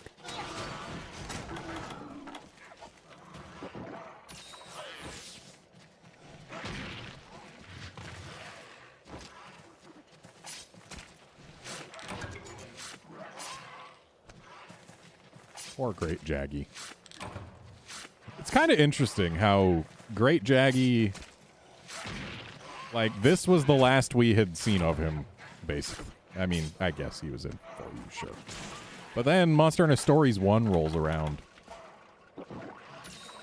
And it introduces Great Jaggy as a actually fairly late game monster. Like, 2/3 of the way through the game, you finally meet Great Jaggy.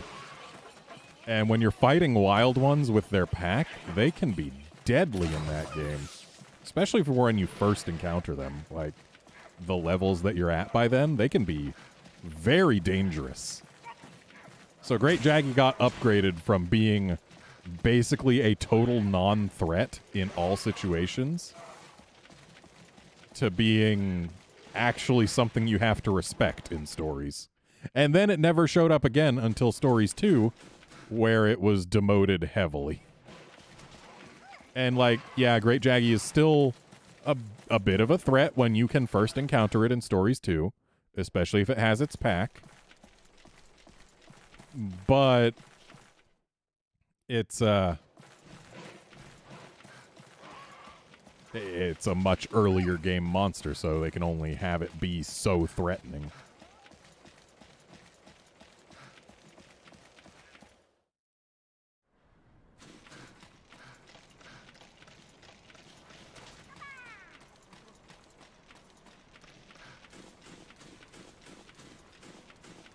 Yeah, Monster Hunter Stories 1 was the Great Jaggy redemption arc. Unfortunately, it didn't last terribly long.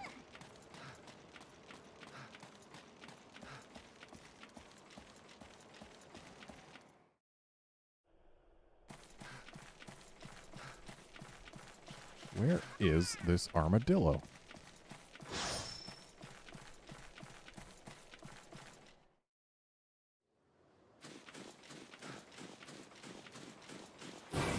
Oh, there it is.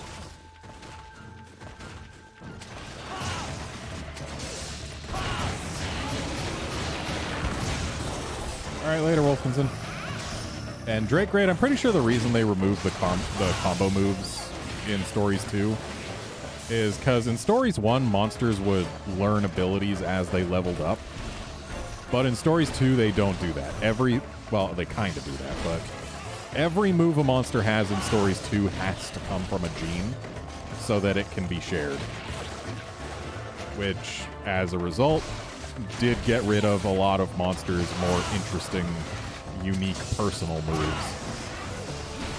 Because, yeah, they can only have so many gene slots filled with guaranteed genes before the monster stops being customizable. So, like, every monster will only by default in Stories 2 get, like, 2, maybe 3 moves. And I guess they just decided that that wasn't enough for them to do Great Jaggy's combo moves with.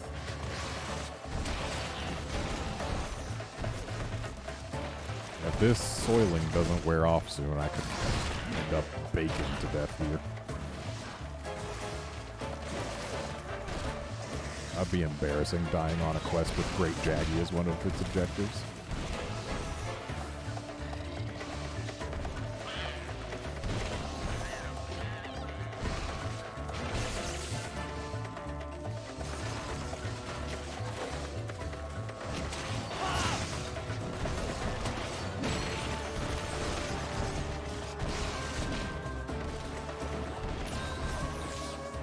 Yeah, they did lose a lot of animations in the process. Stories 2, I'm pretty sure it did have a somewhat rushed development, owing specifically to the fact that it was made during the pandemic. But, yeah, it's unfortunate. It's still a fantastic game. I still love it. But it could have been better. It's still great. What was that, Baldy? Yeah, still love it. Definitely room for it to have been better than it is. Dude, he just did it again. He can roll forward and then just bounce off the air and slide backwards? Is that a thing? Yeah, another example of something that just shows that Stories 2 did not necessarily get the full time in the oven that it maybe deserved. Is some monsters just make completely incorrect noises. Like, I believe it's Basarios makes Uragon noises. And, like, all of Rajang's roars use the entering rampage mode roar instead of Rajang's normal roar. And then there was some non-Devil Joe monster that used Devil Joe's roar. I think it was Barryoff.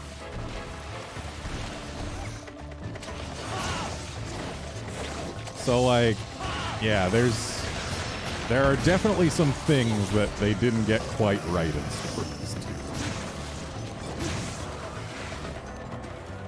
I actually did find a mod just the other day. I was looking out of curiosity at what mods were available for Stories 2, and one of them was a mod that fixes all of the sounds that are wrong.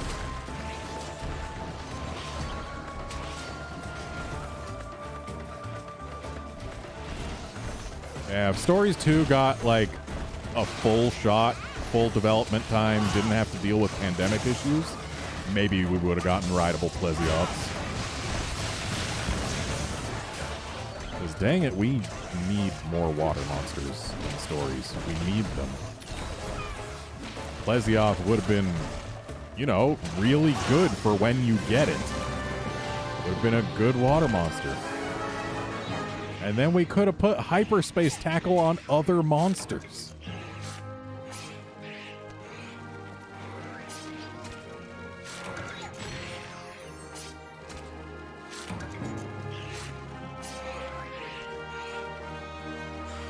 I think the reason we can't ride Plesioth is still its run animation. How it stands up tall and waddles like a chicken.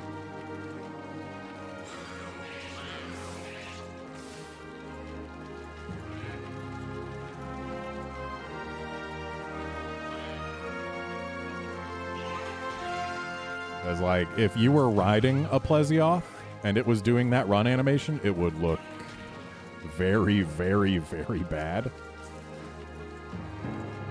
But then again, like, we can ride Cephadrome. And sure, Cephadrome doesn't have that run animation, but, like, it still has a Piscine Wyvern run animation, does it not? Just make Plesioth not stand up tall when we are riding it. Simple as that.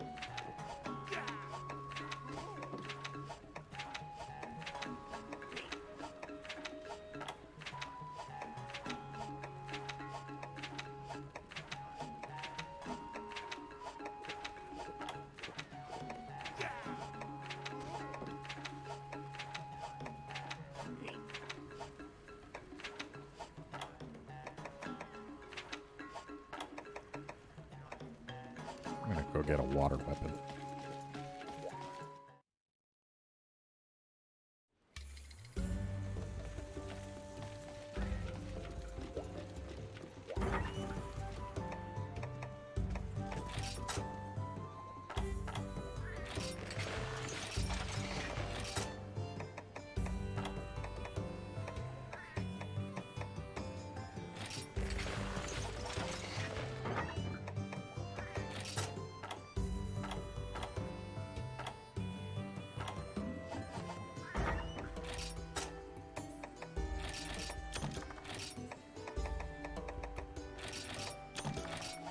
And those two items I grabbed are a pretty good indication of what monster I'm thinking of fighting. Cool drinks and deodorant.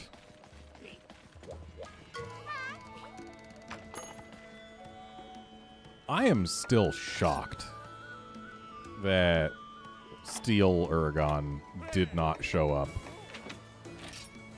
in Iceborne. And again, Iceborne didn't have the soiled status, did it? Would have been weird to add it just for Steel Uragon.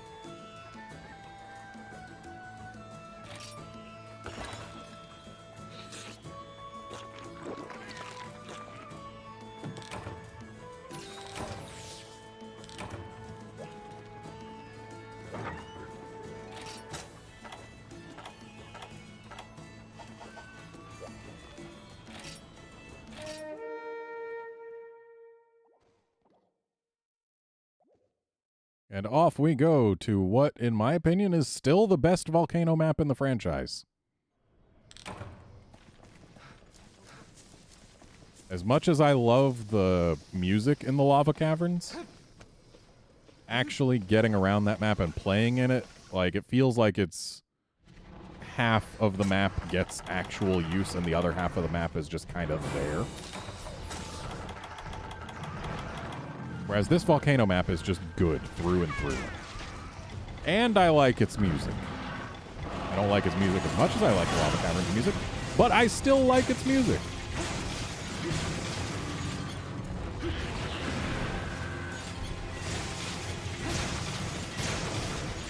And this music is Agnactor's theme, for the record.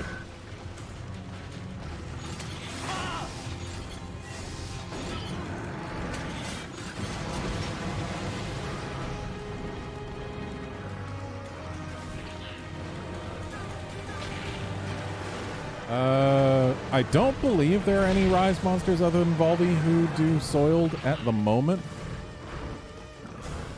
But, like, it's one thing to bring back Soiled for one monster that is its own monster, and another to bring it back for one monster that is a subspecies. Especially when it's a subspecies whose, at present, only defining difference is the fact that it inflicts Soiled. Like, sure, it can chain its moves together a little differently, but that's generally not enough to justify a 5th generation subspecies.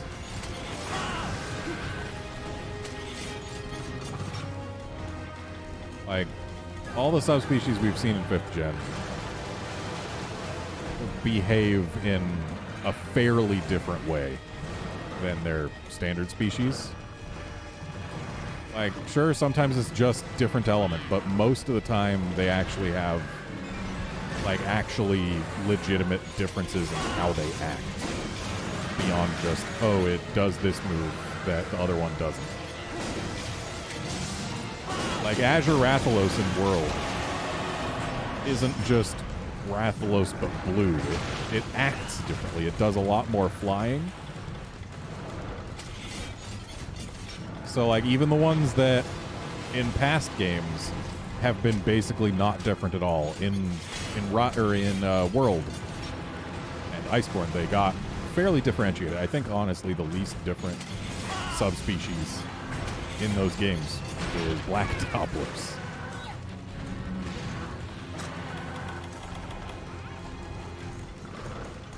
Yeah, I think fitting Steel Uragon in for Iceborne, just as a result of that, between it not really being that different from Uragon, especially with how Uragon is different in World versus this game, they would have had to make some real changes to make Steel Uragon even work. So, yeah, we just didn't get Steel Uragon in Iceborne. Steel Uragon remains trapped in Gen 3. Not even showing up in stories. What's the deal with that? Both stories games have had Uragon. Where's Steel Uragon, huh?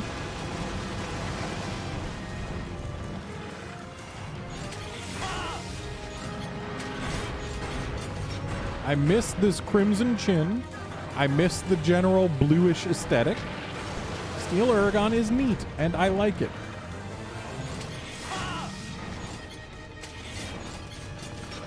And like the yellow at the top of its back ridge, it seems sulfurous. And that just, it makes it look stinky. I like Uragon. It's one of my favorite Brute Wyverns in Gen 3. I don't like it as much in World because they changed its sound design, and like one of my favorite things about Uragon is the sound design. Like, I love its general sounds that it makes. I adore its roar. And like when it slams its chin on the ground, it just sounds like a much bigger impact in this game than it does in Iceborne. I love it. Uragon's a good fella. And there's the first tail break.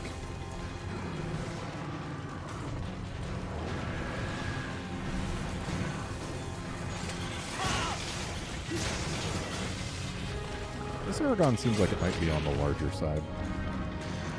Tail's a little high up.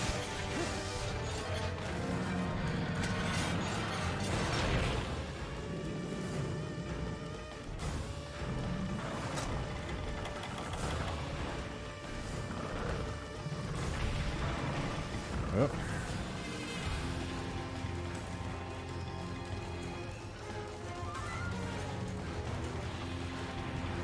One thing I can say about World Uragons, though, is their analog to this move is much more threatening.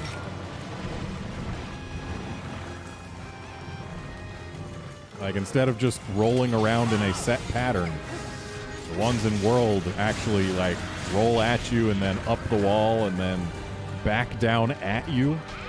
Like, they're actually targeting you the whole time instead of just doing their routine. And that is objectively better,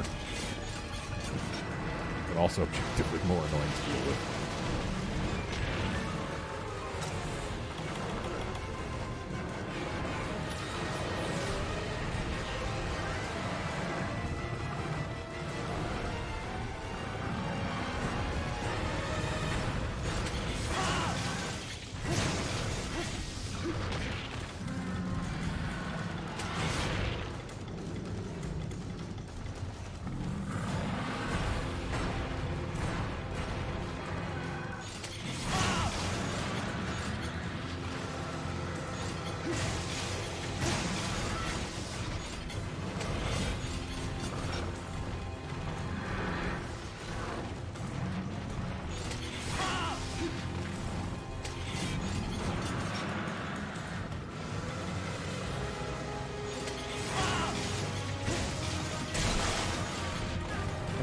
There's our tail.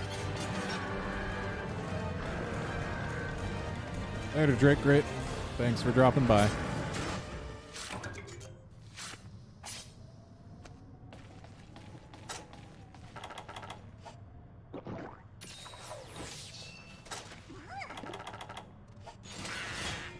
Might as well keep myself topped off.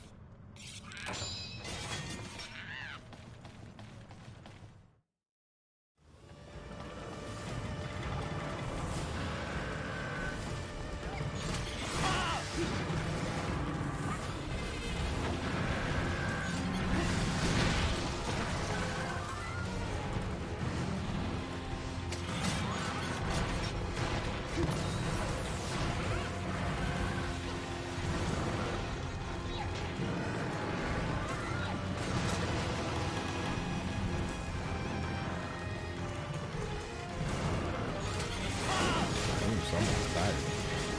Ain't me.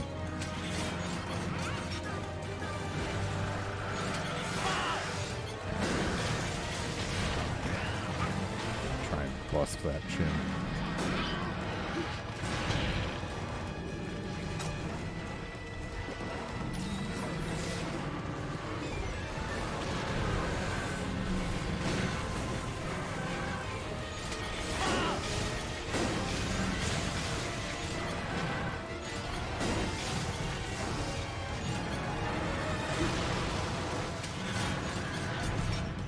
What a fat lot of help that is.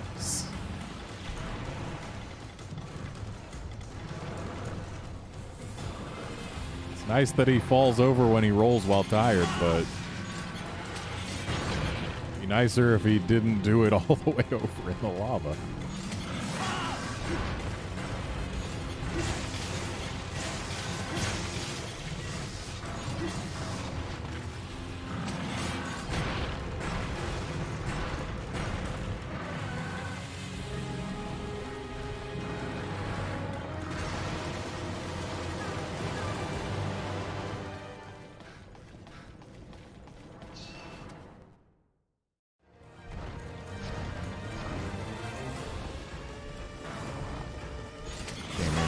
Eat some rocks.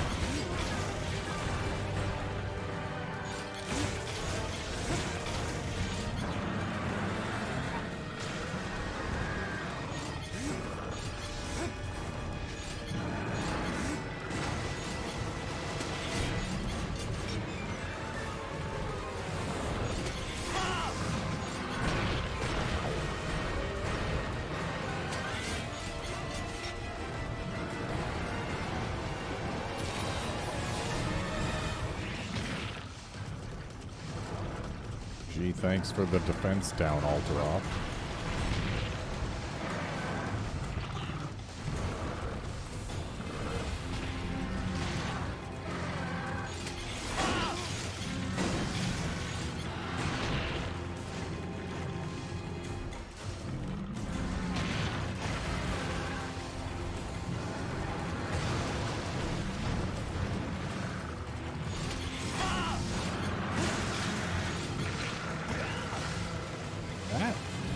Did a surprising amount of damage. You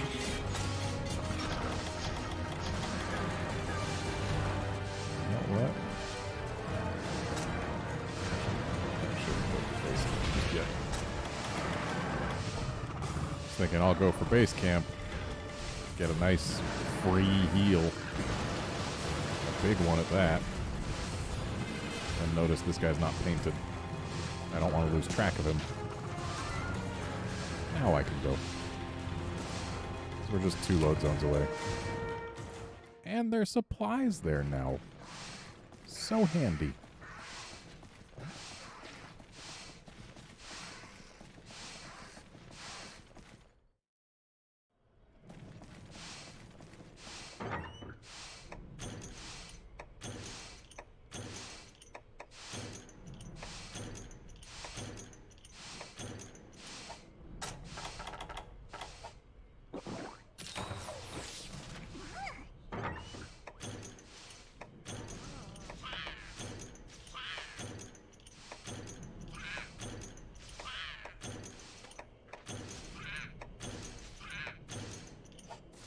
we go.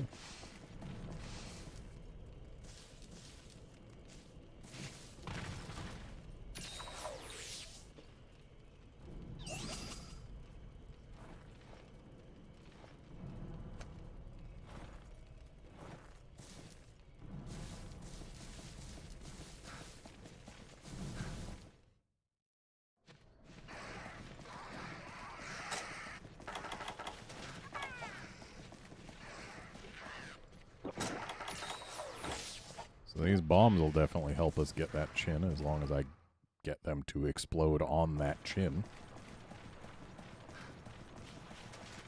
Very kind of them to provide them for us.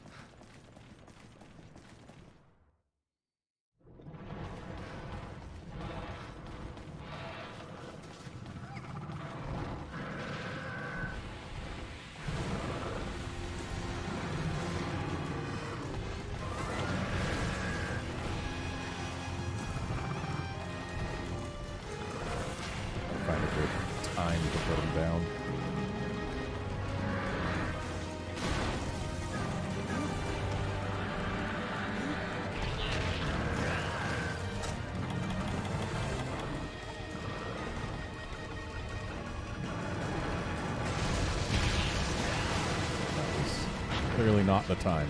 Oh well.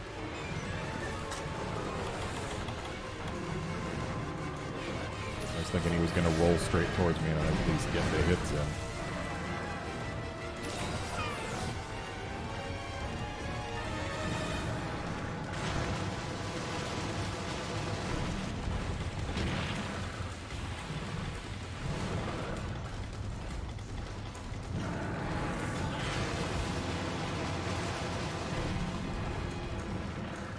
Still weird that 3U was the very first monster game that gave monsters dynamic shadows. Every prior Monster Hunter game, they just had circle shadows.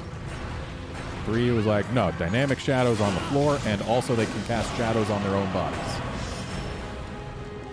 It's a really big visual improvement.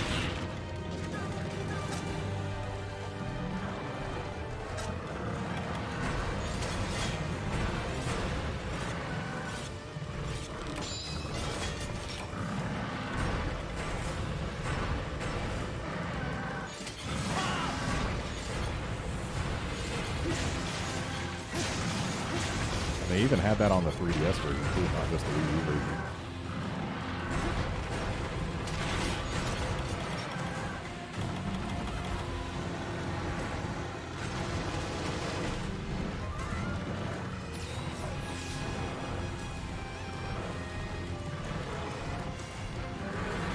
I mean, sure, a 3DS is more powerful than PSP, which is the most powerful thing that... Well, no, not the most powerful. The Wii U also exists. The DS has to be less powerful than a Wii U, right?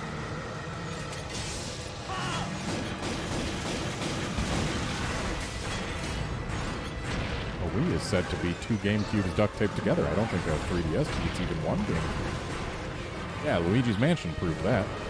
Oh no.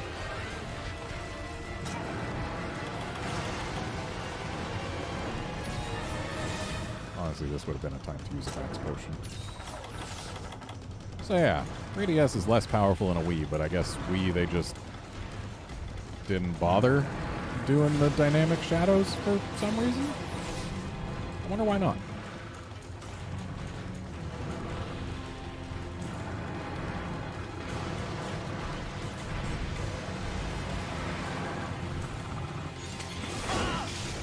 And on the PS2 games, they didn't do dynamic shadows. I guess they just didn't want to. Wondering why it is that the 3DS game is the first one that they did it for. Like, they absolutely wanted to make it look as good as they could on the 3DS. Damn if they didn't do a good job of it. But, like, most of the systems that had been on before the series probably could have handled the same visual level, if not better. Like, especially Tri on the Wii. That one definitely could have looked better than it did. I guess they didn't go all in for that one because it was on the Wii, and the Wii mostly sold to people who weren't serious gamers, and most of its games didn't have that great of graphics. So maybe they figured, hey, we don't got to make this be an incredible visual showcase because of all the things it's going to be compared against. It's still going to look pretty favorable.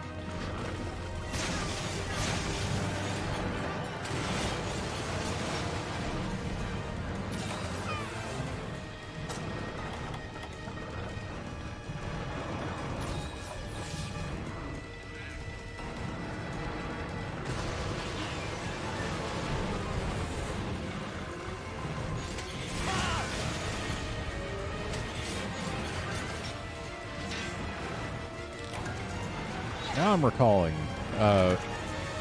shortly after the Wii came out, I was enrolled in an art, and it was for their game art and design program, which I was more interested in the design side, and they were more interested in the art side, being an art school. And so that didn't really take me very far. But in the one actual game design course they offered that I took, the instructor was very critical of Nintendo and the Wii. He was one of those people who was very interested in pushing the envelope of how good games could look. So he was not a fan of the strategy they had with the Wii. And like, for one class, he asked if anyone had a Wii that they could bring in with Super Mario Galaxy and maybe Mario Kart or something to demonstrate and talk about some things with. And I was like, sure, I got that. I can bring it in. So I did, and for an entire class, I was told, okay, you just start playing Mario Galaxy, keep playing it. I'm going to talk about what we see in it. And like, he was telling us about a variety of decisions that had to go into making certain things, and he got real hung up on like, okay, so this is the Wii. It's not strong at all. It's a very weak system. It can't really do a lot of high-resolution textures or anything like that. And so they try to hide it by making things shiny. And like every time something was on screen that had some specular highlighting, some shine on it, visible. It's like, see, this is what they do to hide the bad textures. It's just like, dude, your biases are showing.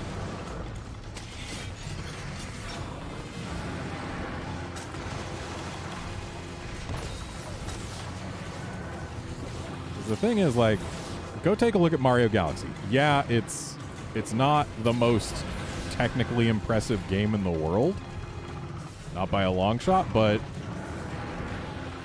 it's got good enough art direction that it still looks good. There's no part of Mario Galaxy where you look at it and you're like, oh man, this game looks like trash, like they couldn't really pull off what they wanted to do. Like, the whole game looks very deliberate. Like, it's a Mario game. It's not gonna be hyper-realistic. It was never gonna be hyper-realistic. It's a Mario game. Like, you're not gonna be playing a Mario game and be like, oh man, look at the textures on this floor here. Like, oh, you can see the individual little rocks in the dirt. Mario's not that type of game. It's cartoony. Mario will always be cartoony. It's never going to... Oh, I guess I can't say it's never going to look real-ish because New Donk City, but... Even New Donk City is stylized.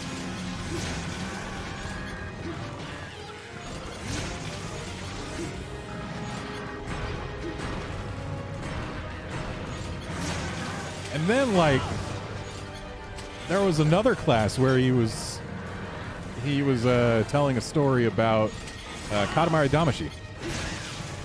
And he had his PS2 brought in and set up playing the game, and he asked for someone to demonstrate, and it's like, I'm good at Katamari Damacy.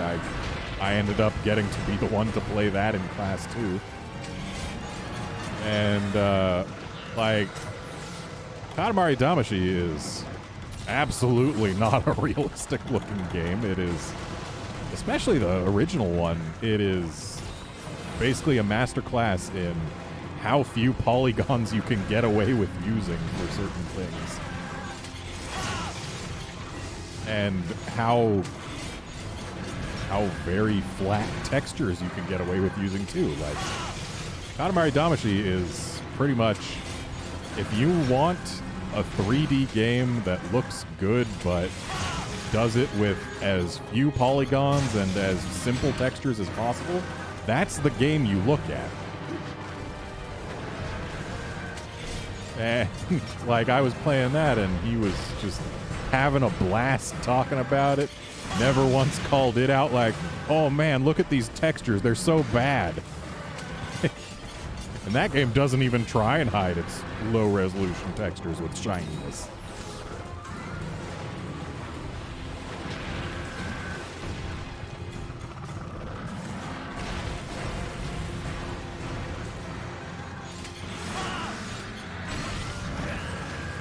Though, admittedly, I did get a very fun story about the initial pitch for Katamari Damacy and how that game was,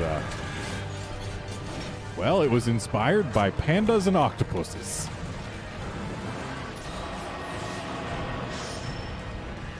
The guy who made that game, one day he went to the zoo, saw some pandas pushing around a ball, and was like, hey, that looks like they're having fun. Maybe I could make a game where you push around a ball.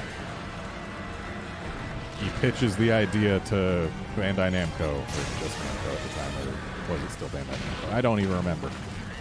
But he goes and pitches the game, and they're like, a game where you just push a ball around? That's it? That's all you got? No. Go away, come back with a better idea. So he goes away and takes some time to think about things and ends up going to the aquarium one day. Sees an octopus at the aquarium that's using its tentacles to play with stuff and pick things up and mess around. And he's like, hey, a game where you could pick things up. That sounds like fun. I could do that. But a game where you just pick things up, well, that doesn't work as a game. But then the idea... Oh, there it is. But then the ideas got combined. What about a game where you roll around a ball that picks things up? And suddenly, we have us a franchise.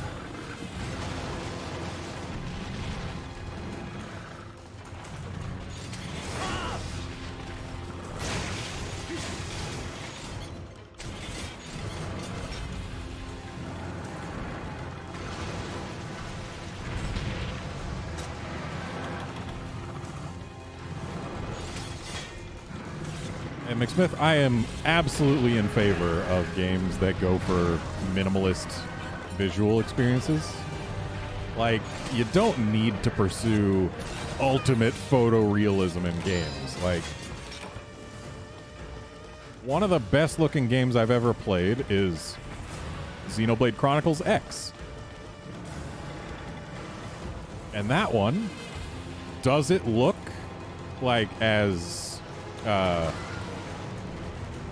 technically good as games on its contemporary systems, like as PS4 games? No, absolutely not. But between art direction and just working really well with what they could get out of the Wii U, that game looks absolutely stellar. And then there's other games where, like,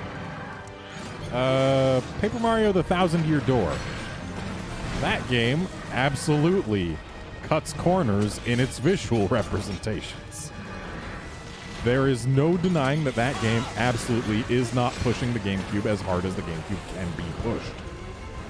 It's deliberately simplistic, but it looks great to this day. There's a lot of games where it's like, okay, between art direction and just using what they had and using it well, it still looks good today. Like, sure, you can look at Monster Hunter World. That game looks fantastic. You can look at that game and compare it against a game like Super Metroid. Super Metroid still looks good today. Is it as technically impressive as Monster Hunter World? Hell no. But it holds up. Meanwhile, if you go look at a game like GoldenEye on the N64 that was pushing what at the time was an attempt at total realism, yeah, that game does not hold up visually. Not in the least. Going into it.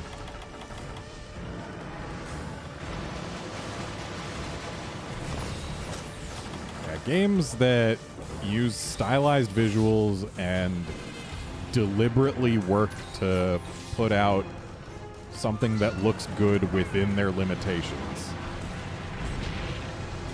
will almost always hold up better than something that's trying to push realism. Like, the game that's trying to push realism will probably be impressive on the day that it launches, and probably for a few years afterward. But as soon as a game can push more realism, well, it's going to fall behind now, isn't it?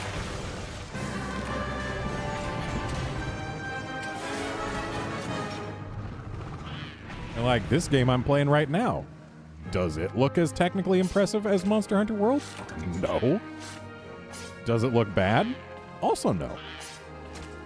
Because this game went for a fairly stylized visual approach. Like, the characters don't look like real-life humans. They look like stylized humans. And these creatures, this Uragon doesn't look like any animal that you would find in the real world, but it's got notes that are similar to what you would see in a real-world animal, but it's stylized to look like, you know, it's like it matches the setting, like it matches the level of visual detail. Like, yeah, it still looks good.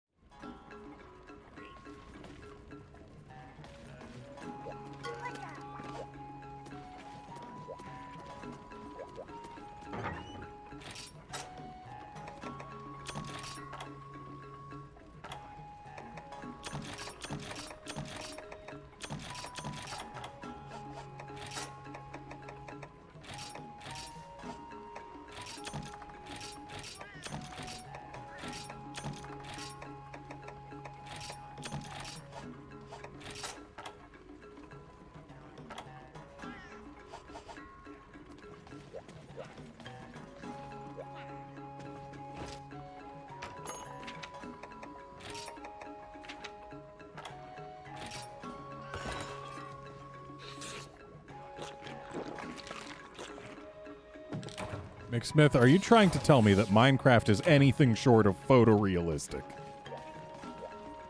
Don't lie to yourself.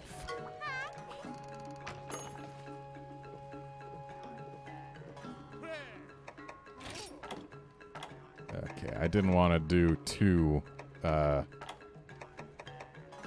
Sandy Plains quests in a row, which is why I took that detour into G2. But Russ Durambros is another monster that has not shown up since this game.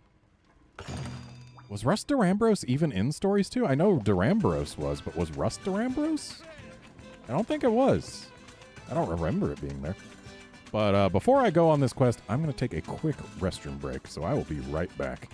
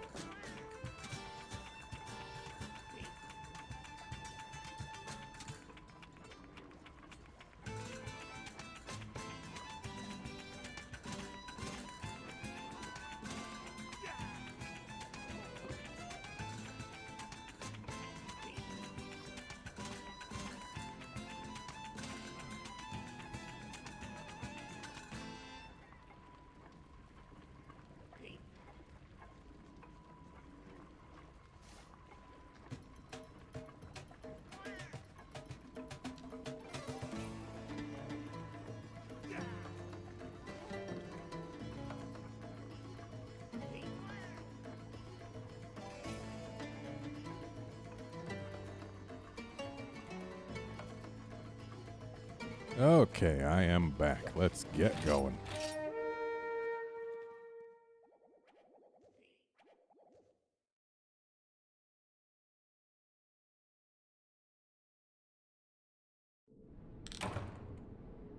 Hello, secret area. I'm going to go ahead and not care.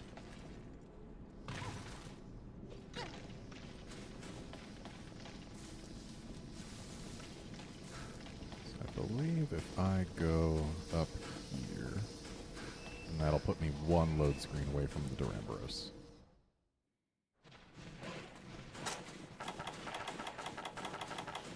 Also, I think this might end up being my last quest of the day. As much as I would like to keep playing, I've been getting a little too heated in the chat here. And I am not doing my vocal cords any favors today, that's for sure. I can already feel it starting to do its work.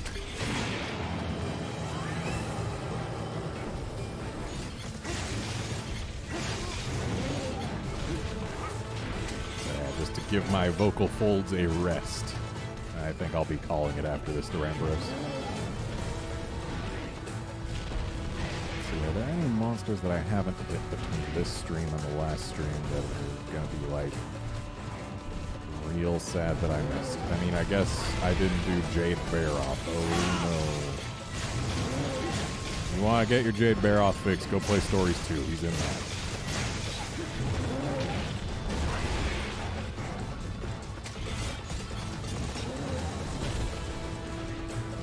Done. Oh, I don't think we did a Stygians and Ogre in 3 recent streams. Whatever. I'm pretty sure there was a stream, might have been a while ago, but there was a stream where we did a Hallowed Gem.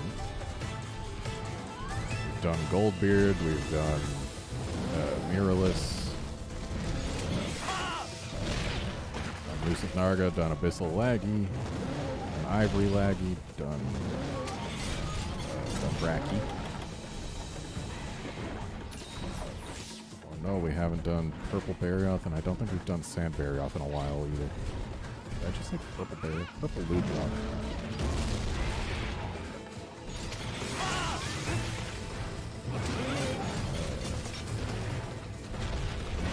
Done Green Narga. There's definitely been a stream where we did Glacial Agnacto.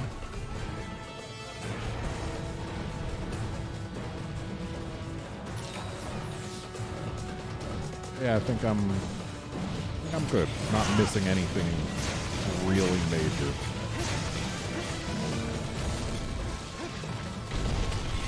That was close.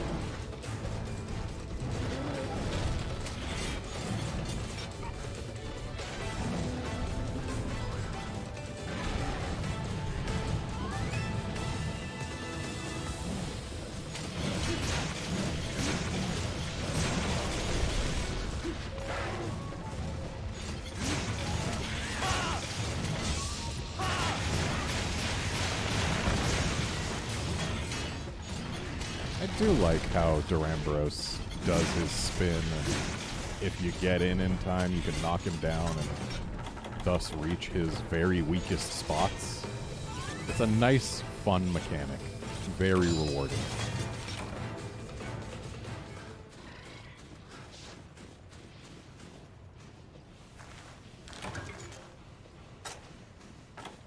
Also, I know he's big and easy to follow, but I should still paint him just in case I end up carting.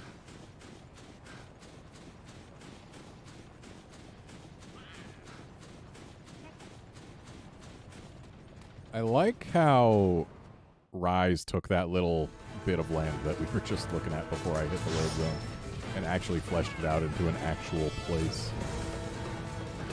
So this one I'm not going to get into in time to interrupt.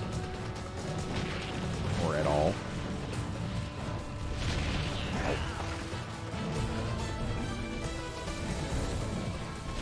It's a fun, rewarding mechanic. It's a lot more rewarding if it starts when you're closer to it.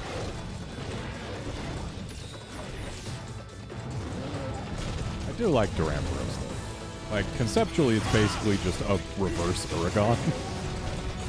But I like Uragon. And hey, really big Brute Wyvern that has a lot of momentum-based attacks. It's just an interesting concept you wouldn't necessarily expect. And like, yeah, Durambros is neat. Honestly, there are very, very few, if any, Brute Wyverns that I just haven't enjoyed. I guess Jade Baroth I don't enjoy. That's mainly just because of how he tosses snowballs behind him and does U-turns while charging.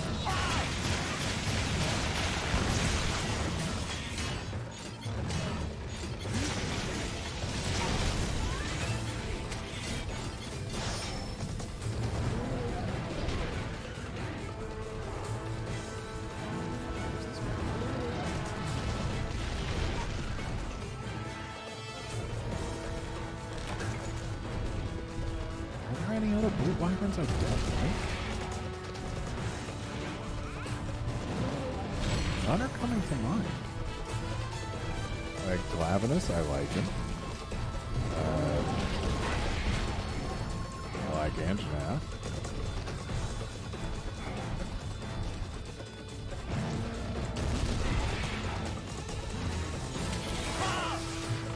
I'm not thinking of any other Brute Wyverns that I dislike. Like, on any level. And even Jade Baroth I like aesthetically. Just don't like fighting it. Brute Wyverns are good. Glad Gen 3 added them. Honestly, kind of hard to imagine that games used to not have Brute Wyverns.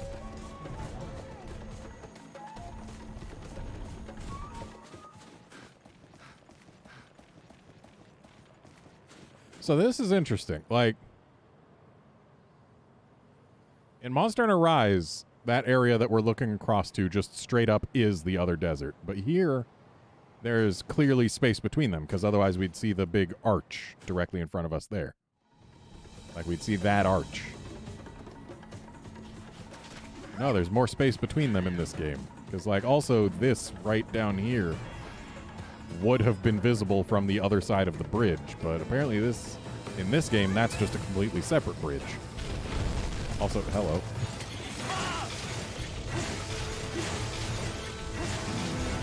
Sandy plains have been compressed somewhat for Rise.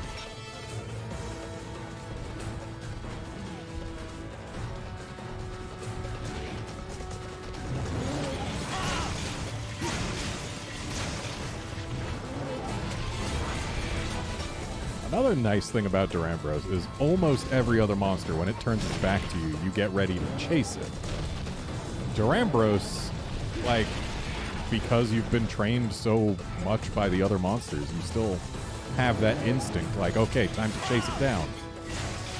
But then it lifts up its tail and you gotta be like, oh wait, no. You gotta act quickly.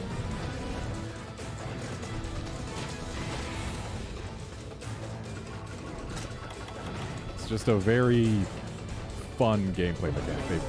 They pack that little surprise into it just by virtue of having Durambros act differently from other monsters. Like, turns around and you're like, okay, gotta chase it down. Oh wait, no. How many monsters can give you that little feeling of, wait, no, during every quest? Especially multiple times during a quest. Like, Durambros is great. I love it. Good monster.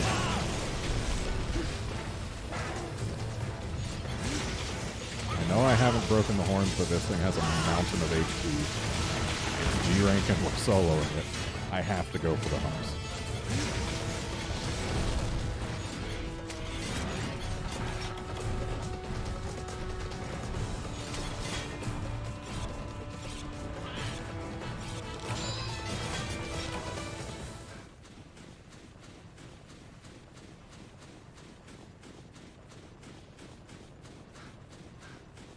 And yeah, McSmith, in terms of just general silhouette and body shape and all that, brute wyverns do have a very strong tendency to be more differentiated from one another than, say, flying wyverns.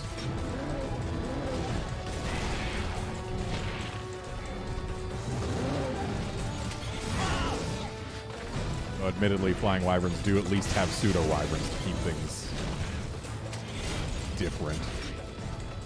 Still kind of weird that pseudo-wyvern is just 100% a player-invented term. But it's such a good descriptor. It works, and it stood the test of time. Like, if anything, I'm more surprised that, say, Tigrex and Nargacuga never got separated out into their own class of thing actually in-game. Like, yes, they're flying wyverns. Totally agree, but, like, the games have never gotten more specific than just, hey, look at those flying wyverns. They are flying wyverns.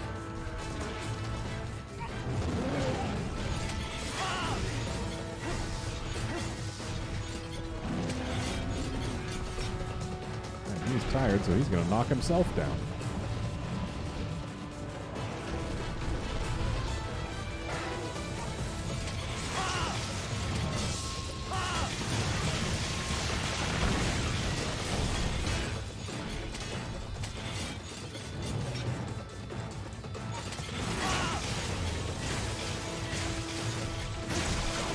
Rambros also has the fun exception of being the only monster in the franchise whose tail can be severed by impact.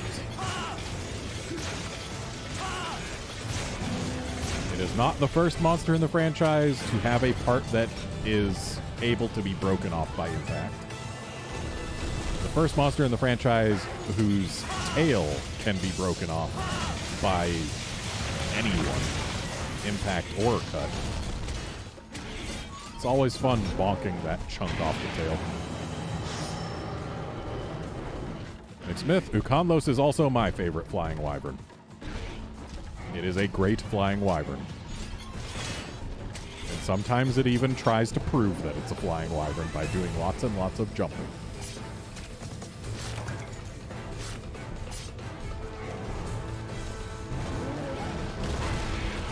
Throw yourself up in the air.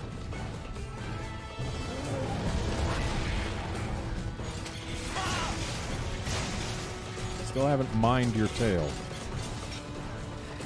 Pretty sure I can still do it after breaking it off, but I can't do it if you don't throw yourself in the air, dang it.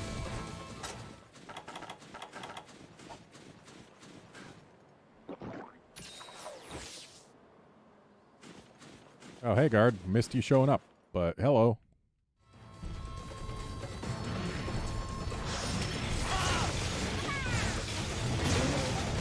Doing well, and I hope you are too.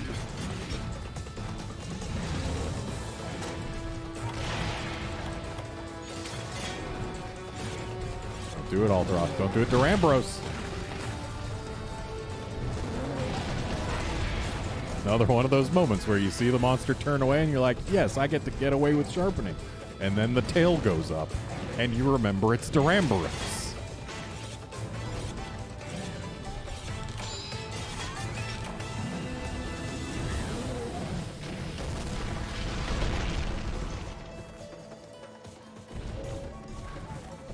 Yeah, guard, I think Baroth's crown was the very first impact break.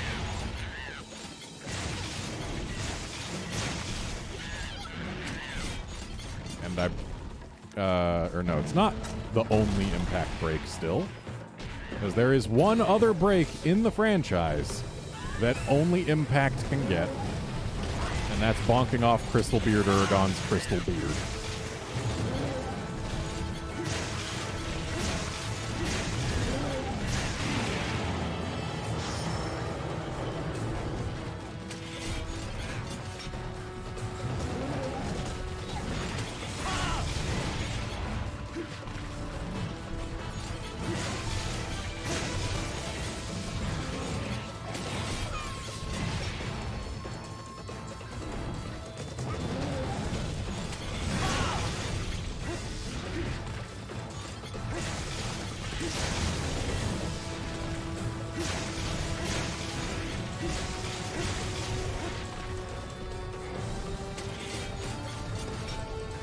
Fun fact, Durambros is the only brute wyvern who can never, under normal circumstances, be knocked over with a leg flinch.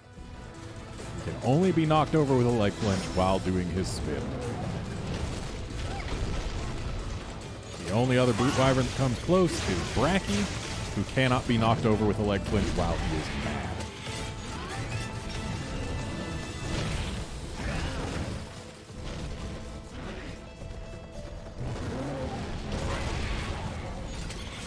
Throw yourself in the air.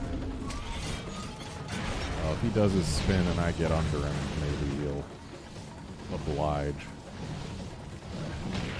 God, I had a bad approach there. And I kept hesitating when I shouldn't have, which threw my timing off, and I got hit in the face with a tail.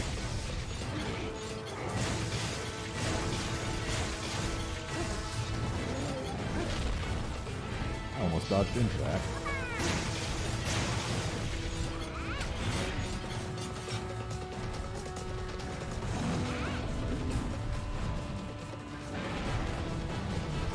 Guard, I also would appreciate seeing Durambros come back. Though, you say considering the locales we are getting plural, we've only had one new locale revealed.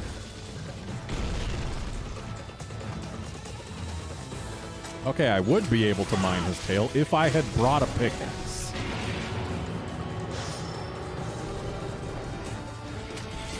Yeah, like, getting Durambros back, we have the Flooded Forest. So, we already have somewhere for Durambros to be. We have the Sandy Plains, we already have somewhere for Rust Durambros to be. We have somewhere for Sand Barrioth to be. There's so many monsters that they could bring back from 3U in Sunbreak, and I really, really want them to, dang it.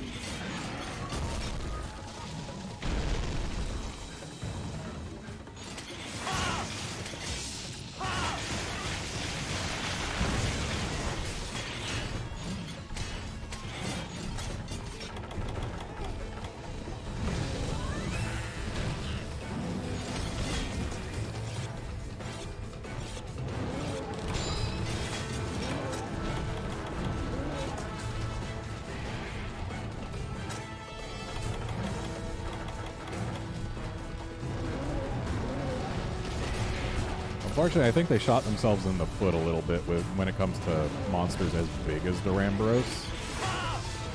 Because in updating the Flooded Forest to not have load zones, also in updating the Sandy Plains to not have load zones, a lot of paths that look like they should be, well, that were traversable in 3U by very large monsters like Durambros might be a little too narrow for Durambros in Rise. Like, in the Flooded Forest, Durambros could absolutely exist in all of the actual combat areas. But would he be able to squeeze through the paths between them? That might be a tougher sell. So maybe that's why we didn't get Durambros in Rise. Maybe Durambros is just too big. Maybe that's why we didn't get Gravios.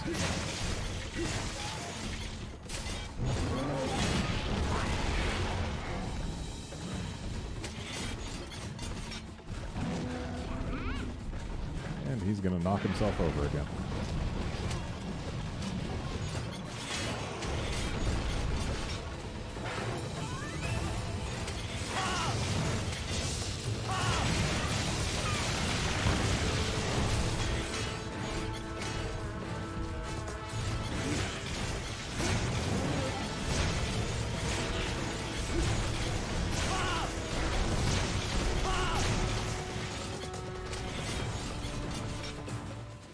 Well, if he dug, I'm pretty sure I know where he went.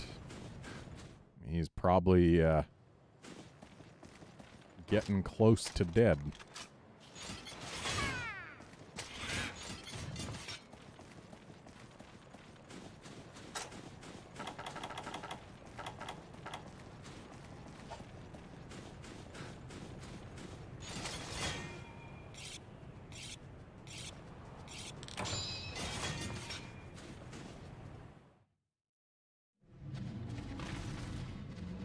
Yup.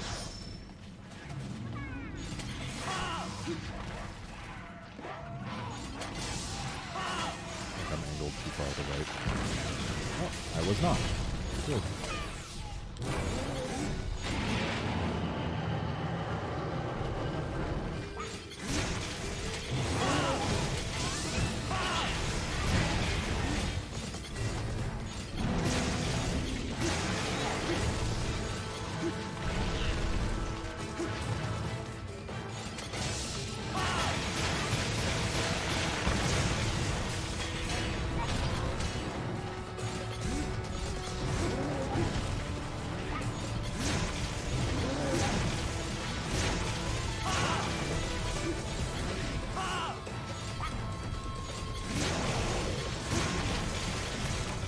And there we go. One Rust Durambros down.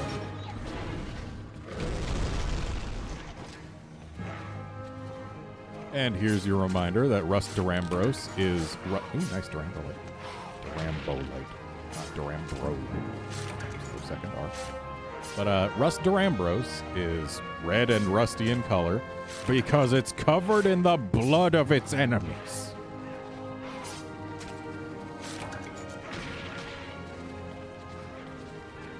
That's just a common thing for if a monster is red in the desert, that's almost always their explanation.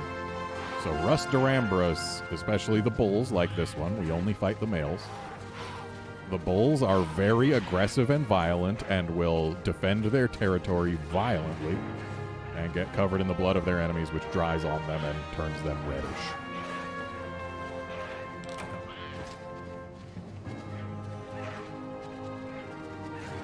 Incidentally, that is also why Sandbarioth's face is red. It's the blood of its enemies, which it specifically coats its face with to help it keep cool in the desert. Like, it uses its tusks to puncture its kill's hide, and then just rubs the blood all over its face to make its face red, and use it as liquid cooling.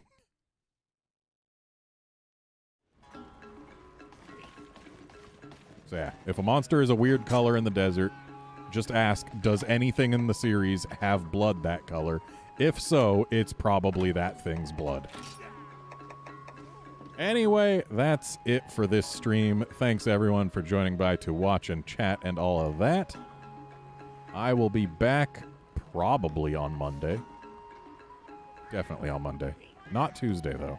I'm going to have to stop streaming on Tuesdays, but that's a thing. But, yeah. Yes, McSmith, Rusted Kushala is rusty because it's literally the steel rusted. It's not even necessarily old. It just rusts over, and Kushalas will multiple times in their lives molt when their steel gets rusty. But yes. See you folks Monday for probably a different Monster Hunter game, honestly. Maybe Freedom Unite, maybe Portable Third. It depends what I'm feeling like on the day. Because, like, I do want to play through Portable Third on the channel, and I do now have that ability. But I also kind of need to, at some point, finish Freedom Unite, right? So maybe I should save Portable Third until after that. Who knows? We'll find out on Monday. See you then, friends.